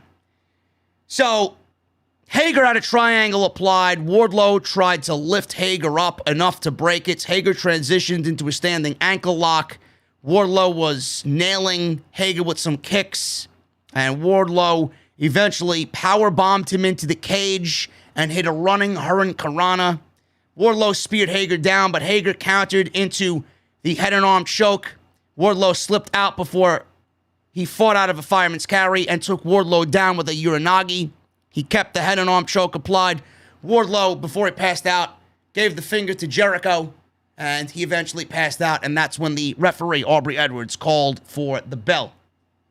After the match was over, Spears attacked Hager. Jericho got in the octagon. He got involved. This was leading to an all-out brawl. MJF ran out, attacked Jericho's injured elbow. He put on the salt of the earth on Jericho. Dean Malenko ran out there and stepped up right into MJF's face. He was knocked out by MJF. MJF knocked out Dean Malenko, who is suffering from Parkinson's disease. I don't know how much lower MJF can get, but there you go. There you go, man. Sammy Guevara's music hit. He ran out. He chased MJF to the back. They're having a match, I believe, on that Wednesday Dynamite where they return to normal in that normal time slot. That is going to be awesome. That is going to be awesome, and it's also their last show at Daly's Place before they go back on the road officially. Guevara and MJF, man, should be a fucking barn burner. Awesome. I thought this was A for effort, not my thing. You got to give it to both guys. They worked their ass off. It was as good as you could expect in a pro wrestling world. I wish it was a shoot. But looking at this, we may really find the real reason why Lesnar and Lashley may never happen in a one-on-one match in WWE. We got Team Taz. They were backstage. Taz said Stark's disagreement with Cage needs to stop. Will Hobbs was upset because he was left alone last week. Taz challenged Hangman Page to take on Hobbs next week, one-on-one. Frankie Kazarian, Eddie Kingston, and Pentagon Jr. were backstage. Kazarian said tonight was all about vengeance. He's hungry for revenge and thirsty for retribution. Kingston told his opponents to pray to their gods, and then Penta did his usual catchphrase to end the segment. Darby Allin against Ethan Page and Scorpio Sky. This was a 2-on-1 handicap match. If you guys remember, Darby Allin told Sting to stay home, and Sting listened. Sting was on his couch eating fucking Doritos and drinking Mountain Dew. He was home. Darby Allin was all by himself. Ethan Page started this off, and Allin out-wrestled him. Quickness, using his speed, forcing him to tag in Scorpio. Allin rolled up Scorpio quickly for a 2 count. So Allin was using his speed to kind of throw the heels off guard. So he eventually fought off both guys until Page caught a coffin drop, allowing Sky to take him down with the forearm. Allin arm dragged his opponents into each other and took them down with a coffin drop. Page tagged in and leveled Allin with a shoulder tackle. This is where the match turned in favor to the heels. Page tried to toss Allin out of the ring again like he did a double or nothing into the front row, but Allin slapped on a sleeper. Page threw Allin into the corners, and they took control over Darby. So Allin, he started to make a big comeback here. He surprised Page with a small package. He counted a backbreaker with a Scorpion Death Drop as well. Page reached for a tag, and Allin tagged himself in. He had nobody to tag, so he tagged himself in. He ran wild on Scorpio Sky. He hit a code red. Page broke up the pin and planted him with a Uranagi. Allin then eventually zip-tied Page's feet together and sent him to the outside, and then he focused on Scorpio Sky all by himself, which was a great part of the match. Really smart there by Darby. So he was going one-on-one with Sky, and they traded near falls back and forth. The over-the-top stunner was hit on Sky. Allin then hit a coffin drop, but Page broke free, and he pulled Allin out of the ring. Outside, Page cut the zip ties from around his legs. He sent Allin into the ring post. He tagged into the match and put Allin up on top for a superplex, but Allin bit his way out of the superplex up top, sending Page down to the mat.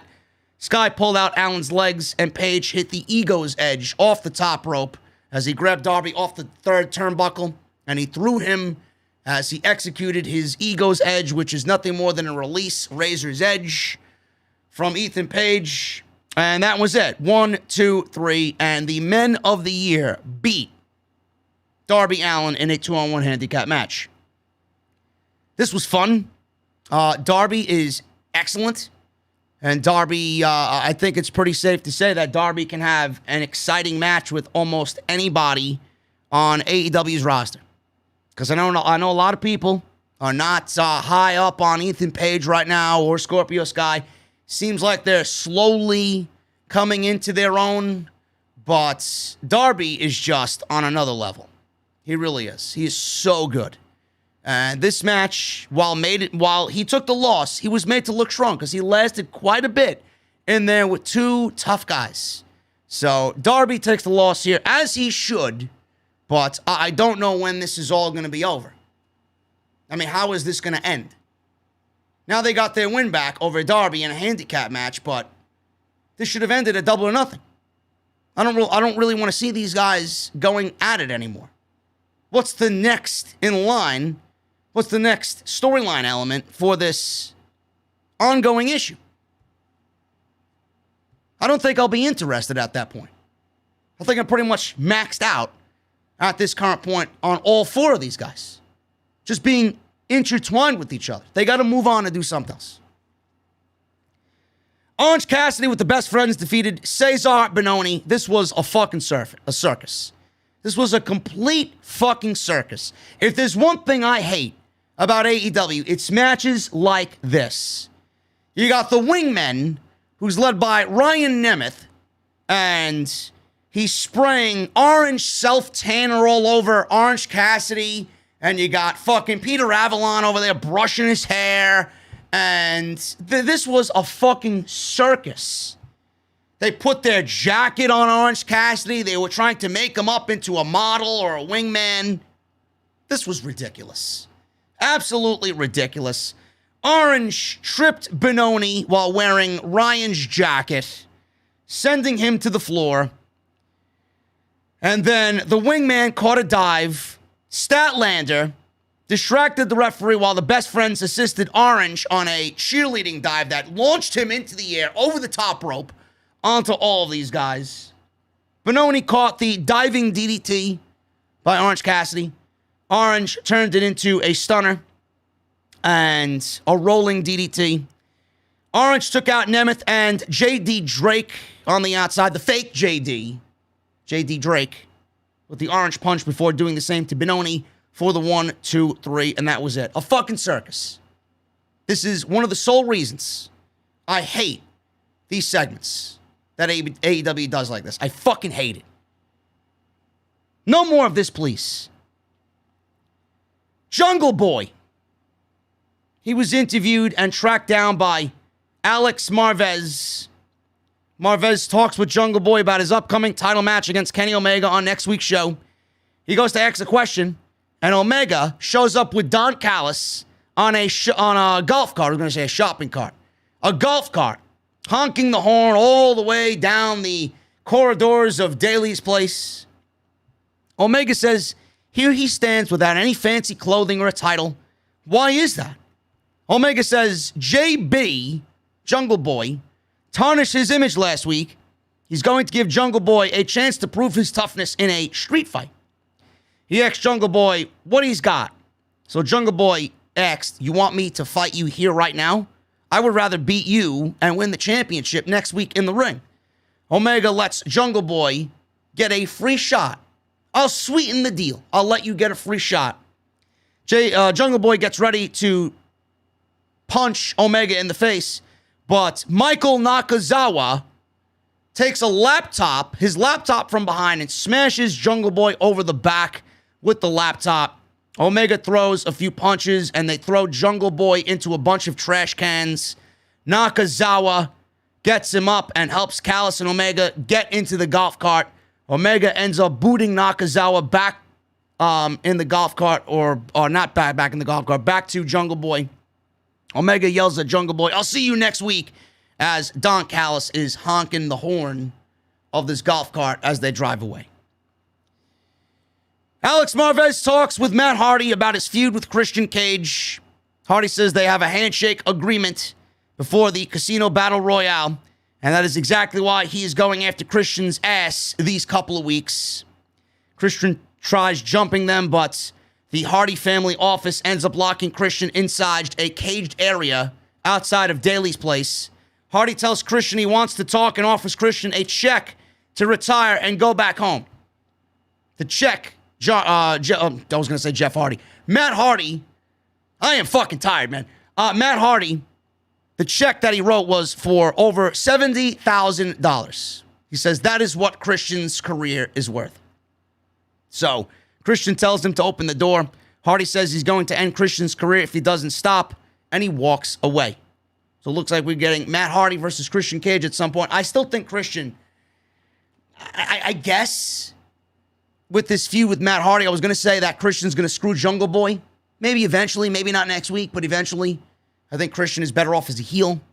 But he's got this feud going on with Matt Hardy. I don't see that happening imminently like I expected it to. I thought Jungle Boy was going to be a blue-collar babyface after Christian Cage turns on him and ruins his championship match with Omega next week, but I don't see that happening anymore. Cody Rhodes and Brock Anderson with his father Arn against QT Marshall and Nick Comoroto. So this was actually fun. And Brock Anderson, though he looked very generic, and though he has absolutely no in-ring experience on live television, he looked very solid. And I will say that he's got something. I don't know what it is. I don't know what he's got to do, but he's got something. His footing was a little off every now and then. You know, he might have had a little miscommunication here and there, but as far as what he did in the ring tonight, most of it was very solid. I'm going to attribute that to nerves. I'm going to say that Brock, and rightfully so, he's on live television. He's teaming with Cody Rhodes. He's got his father outside, right? Live crowd. I'm going to say that he was nervous, but he looked very solid. And he's got something going on there. Maybe he's got to tighten up a little bit, put some muscle on. But he's got to get rid of those blue tights too, man. Jesus fucking Christ. He looks like generic wrestler B in the custom community creations on WWE 2K. But I like what I saw, man. I really do. I love the fact that AEW is giving opportunities to guys like Ryan Nemeth and Brock Anderson and Lee Johnson, guys like that, man. These are young kids that are one day going to be the future of AEW if handled correctly. So I'm very excited to see where this kid goes, man. He did very well tonight. A lot of fun this match was. Brock and Solo started off. He avoided a swing and backed himself into the wrong corner. He got some coaching from Cody. Solo taunted Brock, but was taken down. Some chain wrestling to start from these two. QT Marshall tagged in. Cody wanted in as well, so Marshall escaped, obviously, because Cody was coming in. Cody took him out with a suicide dive. Solo was the legal man, and the heels took control. So Cody fought out of the corner. He tagged Brock back in, who hit repeated shoulder strikes in the corner. Looked very nice there. He took care of Solo with a gut wrench. That didn't look too good. The gut wrench suplex did not look good at all. Marshall took him down with a double A-like spine buster. I was hoping that Brock would pull out the spine buster for his father, but it was QT being a heel, being a dick, that showed him, Brock, and Arn, this is how you do a spine buster. So Brock reached Cody for the hot tag. Solo had the official distracted, allowing the Factory to hit a double-team neck breaker on the babyfaces. They went for a cover, only got a 2 count. QT Marshall went for a crossroads on Brock, who countered into a DDT. That looked nice. Cody got the hot tag, ran wild on Aaron Solo, hit a Oklahoma Stampede, a flying head scissors. He locked Solo into a figure 4. Solo was at the ropes, so he reached the ropes and broke the hold. They fought up top. Marshall got involved. Cody hit him with a destroyer. Solo rocked Cody with a huge kick. Brock broke up the pin. Brock tagged in, helped Cody hit a step-up forearm before jackknifing Solo for the 1, 2, 3. So Cody let Brock get the victory with a beautiful jackknife cover on Aaron Solo, and he gets the 1, 2, 3. Awesome stuff, man. Again, not perfect. I'm going to attribute it to inexperience mixed with nerves. He's young enough, and a future is bright here. I thoroughly enjoyed what he did here. I really, really did. Lance Archer and Jake Roberts. They cut a promo. Well, Roberts cut a promo, and Lance Archer was roaming around like a wild man in the background. Roberts said they were going to wait and pounce like a tiger when the next opportunity arises, but Archer doesn't know how to do that. He was pacing impatiently in the background, and that was pretty much it. Whenever the opportunity comes, Archer's going to take what is his, is what Jake said. I guess they need to rebuild all over again and start from scratch after he lost to Miro. Don't know where Archer goes. He seems to be lost in the shuffle.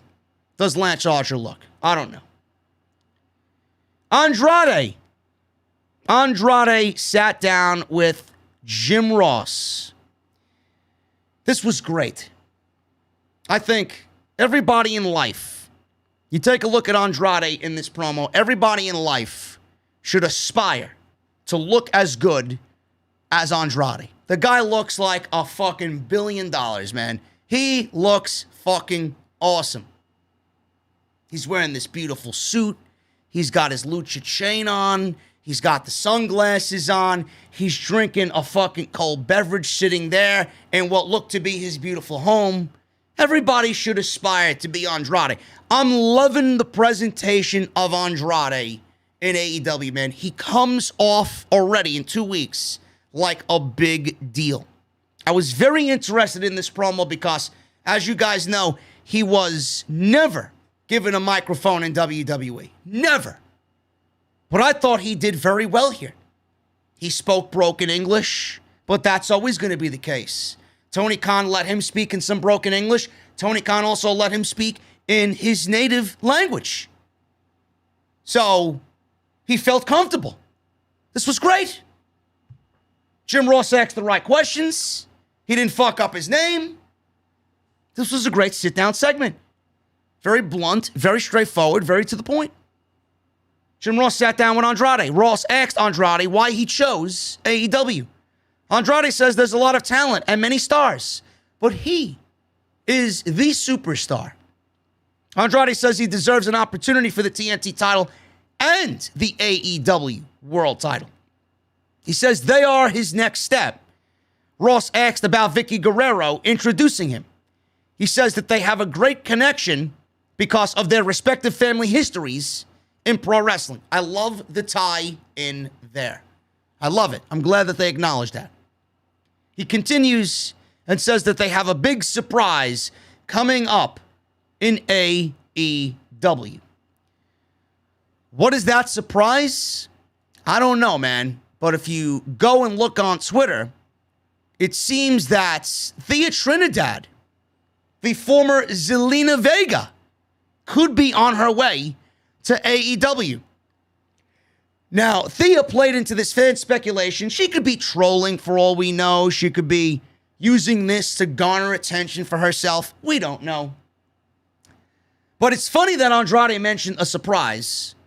And then later on in this same show, we got Vicky Guerrero confronting Britt Baker and Rebel about a tag team match that will feature Rebel and Britt Baker going up against Nyla Rose and Vicky Guerrero.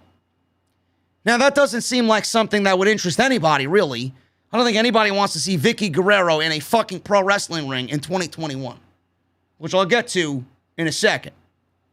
But with Thea Trinidad teasing everybody on social media and Andrade mentioning something about a surprise and then Vicky Guerrero saying that Tony Khan owes her a favor, you think Vicky Guerrero is going to get in the ring when she doesn't have to?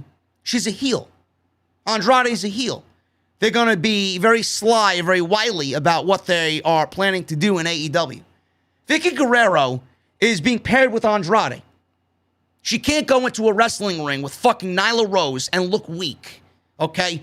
Vicky Guerrero, being that you paired her with Andrade, she needs to be protected because now you've paired her with Andrade.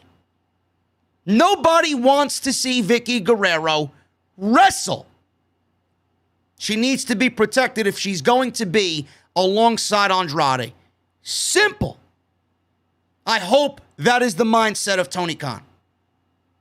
Could be a situation where Vicky is in the match, but she comes out the night that it happens, and we see Thea Trinidad take her place and team with Nyla Rose against Britt Baker and Rebel. I'm not too keen on Thea Trinidad wrestling either, but it's better than fucking Vicky Guerrero being in the ring. So she gave some teases online, and she played into fan speculation that she will be coming to AEW. She tweeted, with a thinking face emoji after that segment aired. So we don't know yet. So Tony Khan, he mentioned that he'd love to talk to Zelina when her contract was up, when it was up. I'm assuming they did talk. And I know Tony Khan's talking to her husband, Tommy End. Aleister Black. I know that there's discussions happening there. So we don't know what's going on there, but we could see Thea in the next couple of weeks on AEW Dynamite, which I would not be surprised at all if we do. Dark Order was hanging out backstage. Alex Marvez is interviewing Hangman Page about facing Powerhouse Will Hobbs on next week's show. Page accepts the challenge, but he says he's interested in hanging with his friends and having a cold beer. Marvez mentions Omega versus Jungle Boy, and Page will be looking out for that match. And John Silver, Page mentioned, is coming back soon from his shoulder injury. Page also said Evil Uno put on a phenomenal performance, a performance of a lifetime for the TNT title against his match with Miro. So that was that. Julia Hart versus Penelope Ford. This was bad. Penelope Ford wins via submission here. Not really all that exciting. It was not good. Not good at all. Penelope's fine. Julia Hart is not very good at all. She's 18 years old. What the fuck is she doing on television? Julia Hart. What is she doing on television? Friday Night Dynamite. I'm not surprised we see Julia Hart. Julia Hart, Jesse's favorite female pro wrestler. Penelope wins via submission, Indian deathlock. Post-match, Ford hangs on with the deathlock. Varsity Blondes jump in the ring. And Miro comes out. He asks Ford, where is Kip? He says, she's out here, outnumbered. That's not fair. Miro talks to the Varsity Blondes about being out here when she had such a hard time over the last couple of weeks. Miro gets a shot in on Griff Garrison. Pillman leaps off the top rope, gets a shot on Miro. Referees run out, break things up, and Ford looks on from the stage and escapes with her life because Miro is a madman. We got a beautiful, and I mean beautiful video package, a hype video package with FTR, Santana, Ortiz. This was fucking incredible, man. The two teams talk about scratching their way to the top, and now they both think they're the best teams in the world. FTR says that they spend money now because they've earned it, and they think Santana and Ortiz have lost their edge lately. Santana Ortiz says they have carried AEW, so people like FTR have options, obviously, to leave one place and end up in another, thinking that they deserve everything because they came from that other place. This was awesome. These two teams are going to be ingrained in each other's business as long as they are in the same company. And I'm telling you right now, man, I'm throwing this out there. I'm throwing this out there. I don't know what happens with the tag team title situation. I don't. But if you're looking for Santana and Ortiz to do anything in New York City on September 22nd at Arthur Ashe Stadium, it's them beating the Bucks in the main event for the tag team championships. That place would fucking go crazy for Santana and Ortiz winning the tag team championships in New York. That would be such a beautiful story to tell. Can you imagine that? And then they can go on and battle FTR for those tag team titles. Should be really good. And to cut down on the time so that I can get to the Super Chats, guys, no reason for me to go over the main event. This was Matt Jackson and the Good Brothers, Doc Gallows and Carl Anderson versus Eddie Kingston, Pentagon Jr., and Frankie Kazarian. This was fine for what it was. This is really getting me excited. These great six-man tags, they're getting me excited to see an eventual Trios Championship in AEW, which I hope is sometime this year. But this was fine for what it was. Just a standard run-of-the-mill six-man tag that we usually see on Dynamite. No more, no less. We got a thrust kick from Pentagon to Carl Anderson. That got a 2 count. Anderson fought out of a Fear Factor and hit a neck breaker before tagging in Gallows. Good Brothers hit an assisted neck breaker, and Jackson hit a top rope elbow drop for 2. Kazarian, he broke up a Magic Killer, and we got a plethora of moves back and forth here, leaving Anderson and Penta in the ring all by themselves. Penta hit a backstabber, went to the top rope. Nick Jackson ran out and sprayed Penta with some aerosol in that can, that gimmick can.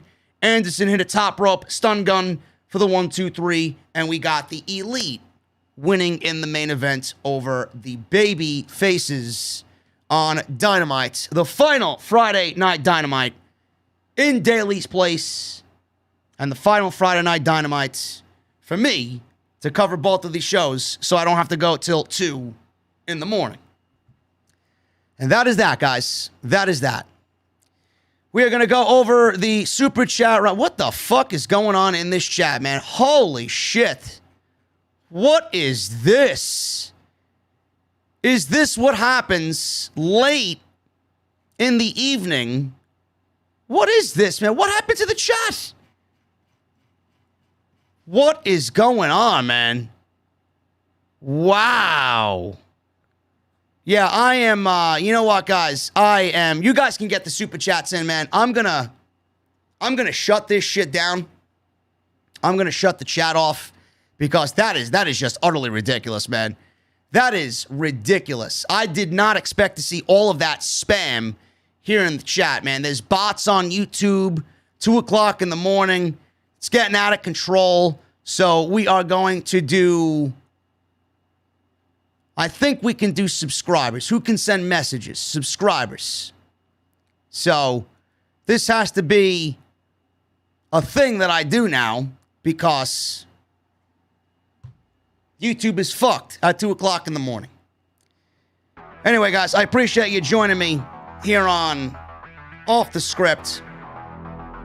We're going to get this chat situated and guys, don't worry about it, man. I'm taking care of it, man. I'm taking care of it, man. Don't worry about it. We need a bigger boat, man. I got you. Don't worry about it. I appreciate you guys joining me, man. Follow me on social media at JDfromNY206. That's Twitter and Instagram. Hit that subscribe button down below. Turn on the bell for all notifications. Go check out all the other videos that you might have missed on the channel, man.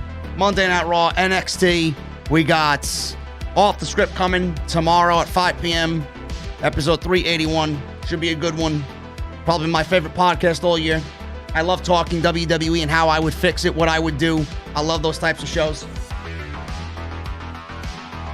And we got some super chats to go over, man. Also, Bellway Fiber. Get Bellway.com. Use code SCRIPT at checkout for 20% off.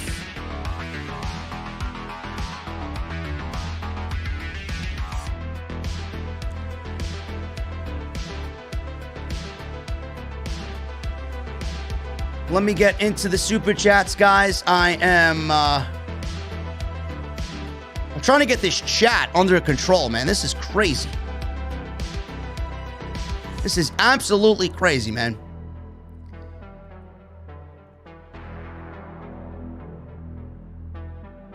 Reese with a $4.99 super chat. JD, what do you think about Keith Lee challenging Reigns? Does Lee take the title? No.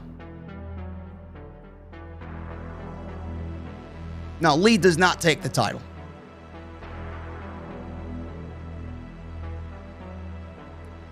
I think these subscriber-only chat work, guys. I could change that back. Hold on one second. I can actually change that back. Because I want you guys to chat, you know? I want you guys to chat. That's the reason why you're here. I don't want to do members only. I'm not that big of a channel to do members only yet, but I love if I could do just subscribers, you know? Gotta be...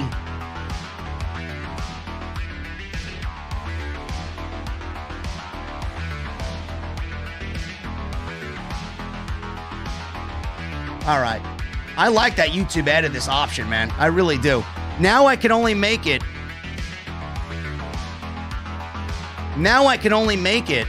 subscribers only, and you gotta be subscribed to the channel for minimum 30 days, man. That is awesome. We got things under control, man. Thank you to my mods, bro. I appreciate you guys. I appreciate you guys very much. I don't know what the hell was going on there. That is crazy. I've never seen so much spam in my entire life, man. All the live streams that I've done, it's never been that bad. It's Friday night. Anyway, let me go back to these super chats, man. I appreciate you guys getting the super chats in. If you guys want to subscribe and do the membership thing, man, I would really love if you can.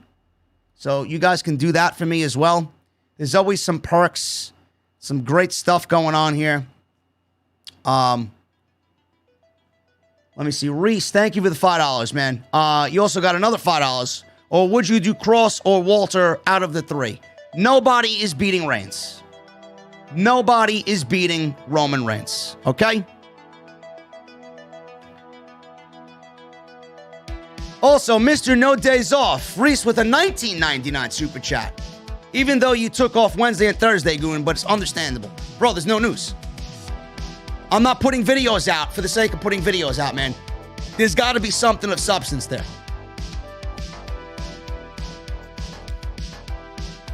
He also says, my tribal chief, I apologize. I forgot you streamed on Thursday. You are the end-all, be-all, head of the table, the main event of the IWC. I appreciate you, Reese. Thank you for the generosity, brother. I really appreciate you, man.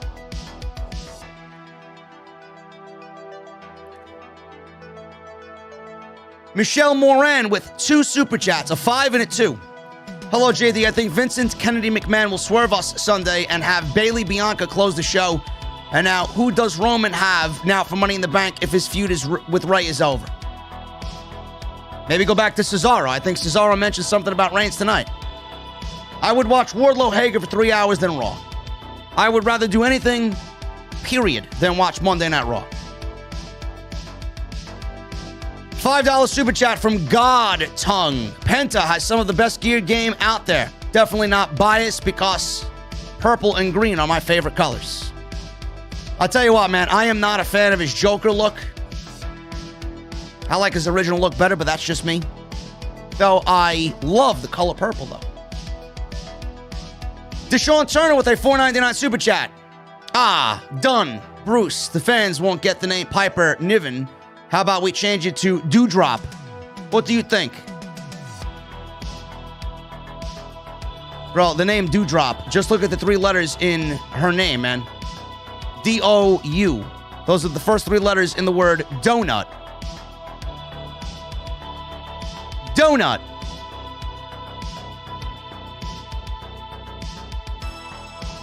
Sunny Impact, $5 super chat. NWA Women's Champion Camille was asked who she wants to face next on Power, and she responded with, I'm looking elsewhere. Maybe someone in AEW. Sunny Impact, I don't watch NWA, and I don't care about that women's pay-per-view. Sorry.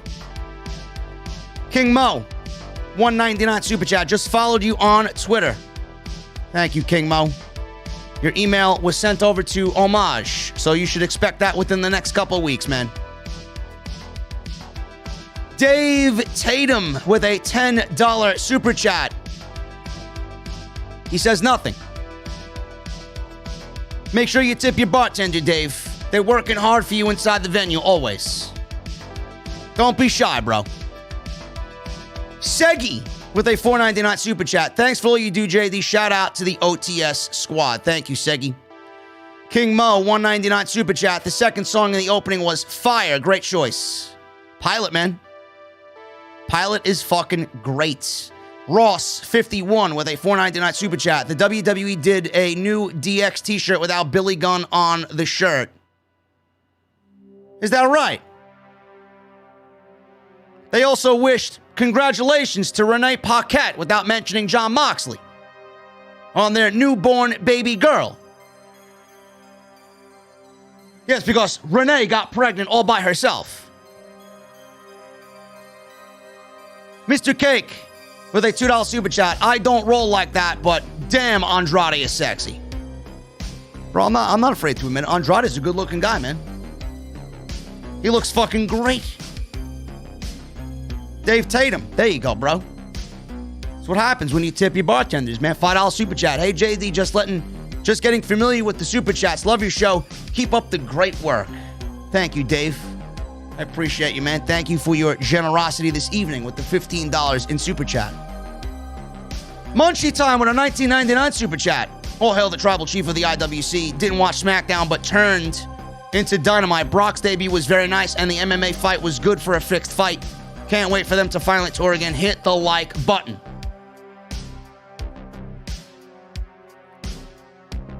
Hit the like button, says Munchie Time. I agree. How's the chat looking now, man? Fuck the bots, huh? Now you guys are here and everything is cool. Yeah. Patricia Rockwell in the chat, reviewing AEW next Saturday. Yes, Jesse hopefully will be with me because it's at a normal time. It's at a normal time. 8 p.m. live. Kumar. We got a $449 Indian super chat. Rupees, I believe this is. I lost both my grandparents in a span of 1 month. I rewatched one of your 5-year-old videos where you roasted us Indians. Had a laugh, finally. Thanks, JD. Kumar, I'm sorry about that, brother. My thoughts and prayers go out to you, man. Losing both of your grandparents, that's got to be awful. As you guys know, I lost my grandpa 7 years ago. I really haven't spoken to my grandma since he passed. But family drama has caused us all to drift away. Everybody has it. Everybody deals with it. It is what it is. Rio McLovin with a $2 Canada super chat. OTS and JD, what's up? My birthday is tomorrow. Can I get a woot? I'd give you a woot, McLovin, but I'm going to give you woot instead. Mr. Cake, $2 super chat. WWE Piper is more athletic than half of the roster. Fuck out of here. I agree. She's much better than Nia Jax. Boxhead with a $2 super chat. Hulk Warrior Mojo 02 NWO mirrors equal Death Rip Lily. Boxhead, it's too late for me to understand what you're talking about there. Why are we talking about Lily? Can we not talk about Lily? I don't want to be reminded how terrible Monday is. Ali, $2.99 super chat. Heel Roman Reigns is the best thing ever. Is it? Is it the best thing ever? I don't know, man. I love Roman, but he's not the best thing ever. Captain Solo with a $5 super chat. I have no confidence in Vince handling Karrion Kross or Scarlett Bordeaux. He'll ruin them worse than Rusev and Lana because McMahon is out of touch. Bro, there's no way that you could fuck up Karrion Kross. There's none. There's no fucking way you could fuck up Karrion Kross, man. Mr. Cake with a $2 super chat. Bobby, Brock, Drew SummerSlam. I could live with that. We may be getting that, man. Juan Vasquez with a $5 super chat. WWE had a good chance to have a family versus family main event, but creative has no imagination. Let's hope the fans show how we feel when they come back.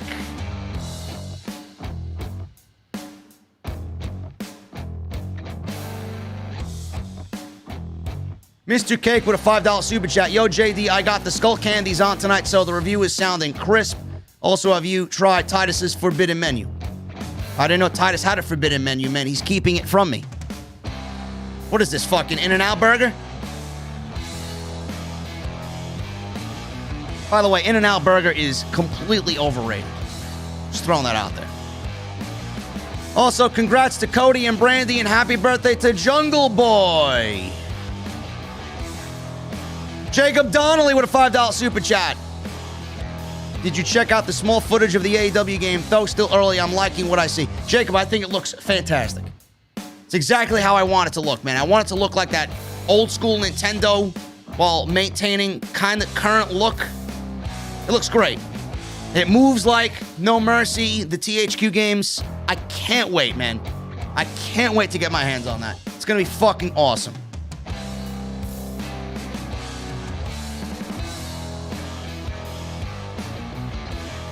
Fourth Marine Sergeant Bullfishers Raider USMC provoked. Hashtag NXT. Also, he says, no Vicky. No Vicky, bro. I don't want to see any of Vicky Guerrero in a wrestling ring wrestling. Some Gamer becomes a new member. Thank you for sitting VIP, Some Gamer. What are you drinking? Fourth Marine, you're also becoming a new member, bro. What are you drinking? Mr. Premium 2002. $4.99 super chat. I come on the chat and that's what I see. Very interesting. Hope all's well, man. Everything's good, bro.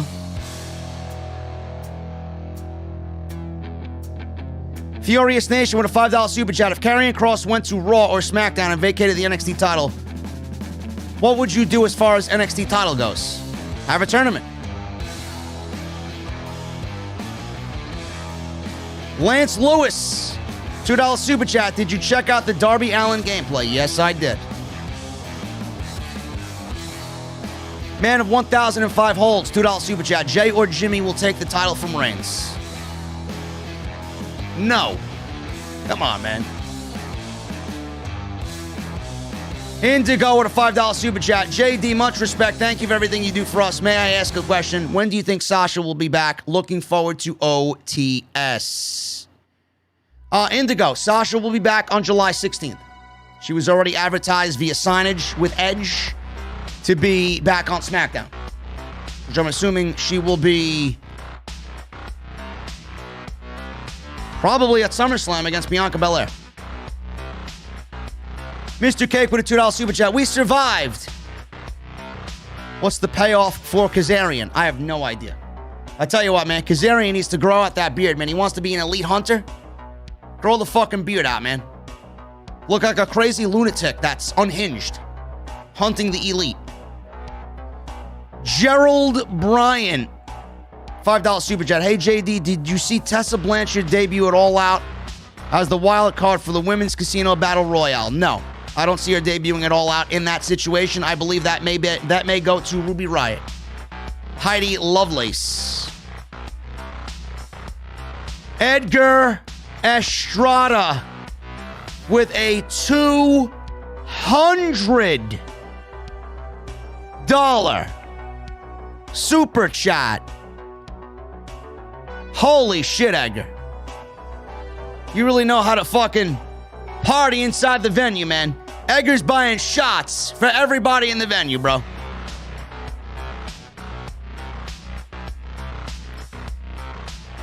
Yo, Mr. No Days Off, since I enjoyed my day off, I decided to show you a bit more respect. Bro, the chat went apeshit, but we held it down. Congrats, Jacob Donnelly, on mod status. AEW was a fun show to watch, but Cody versus The Factory, Darby versus Men of the Year, gotta end. Prez from Mama Grimm, love you, JD, with 2 beer emojis. Edgar, you're a fucking absolute savage, brother. This guy's a VIP for life over here inside the venue, man. Thank you, Edgar, for the $200 super chat. I greatly appreciate you, man. I'm glad to have you and the rest of everybody here, you and the mods, holding it down. Jacob is the new mod to the team. I made him a mod on my second channel as well. You guys can go subscribe to my second channel down below in the description, man. We got a gaming channel, more JD from NY. We're going to be streaming some big games over there. Battlefield coming up, Call of Duty. Maybe I'll get good at Warzone. I don't know. But we got gaming stuff on a separate channel, man. I am moving away from the hot tub meta on Twitch. It's disgusting. Twitch is nothing but feminist garbage. I'm getting the fuck away from there, man. We're getting monetized on YouTube, and we're going to have money coming in on YouTube on both ends, man. Wrestling and gaming. That's the way it's going to be. Thank you, Edgar, for the $200 bomb. I really, really appreciate it, man.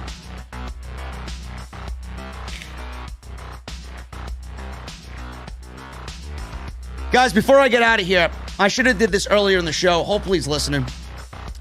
I got an email from Paul Robles. He emailed me today, and he says this. I want to read this before I get out of here, man. Says, Dear JD, I hope everything is going well for you today. I've been a loyal OTS fan since mid-2016, and I have sent you one letter during the time you hosted Weekend Letters on Off the Script, and which you read mine. I was very grateful when you read it on the podcast that Sunday.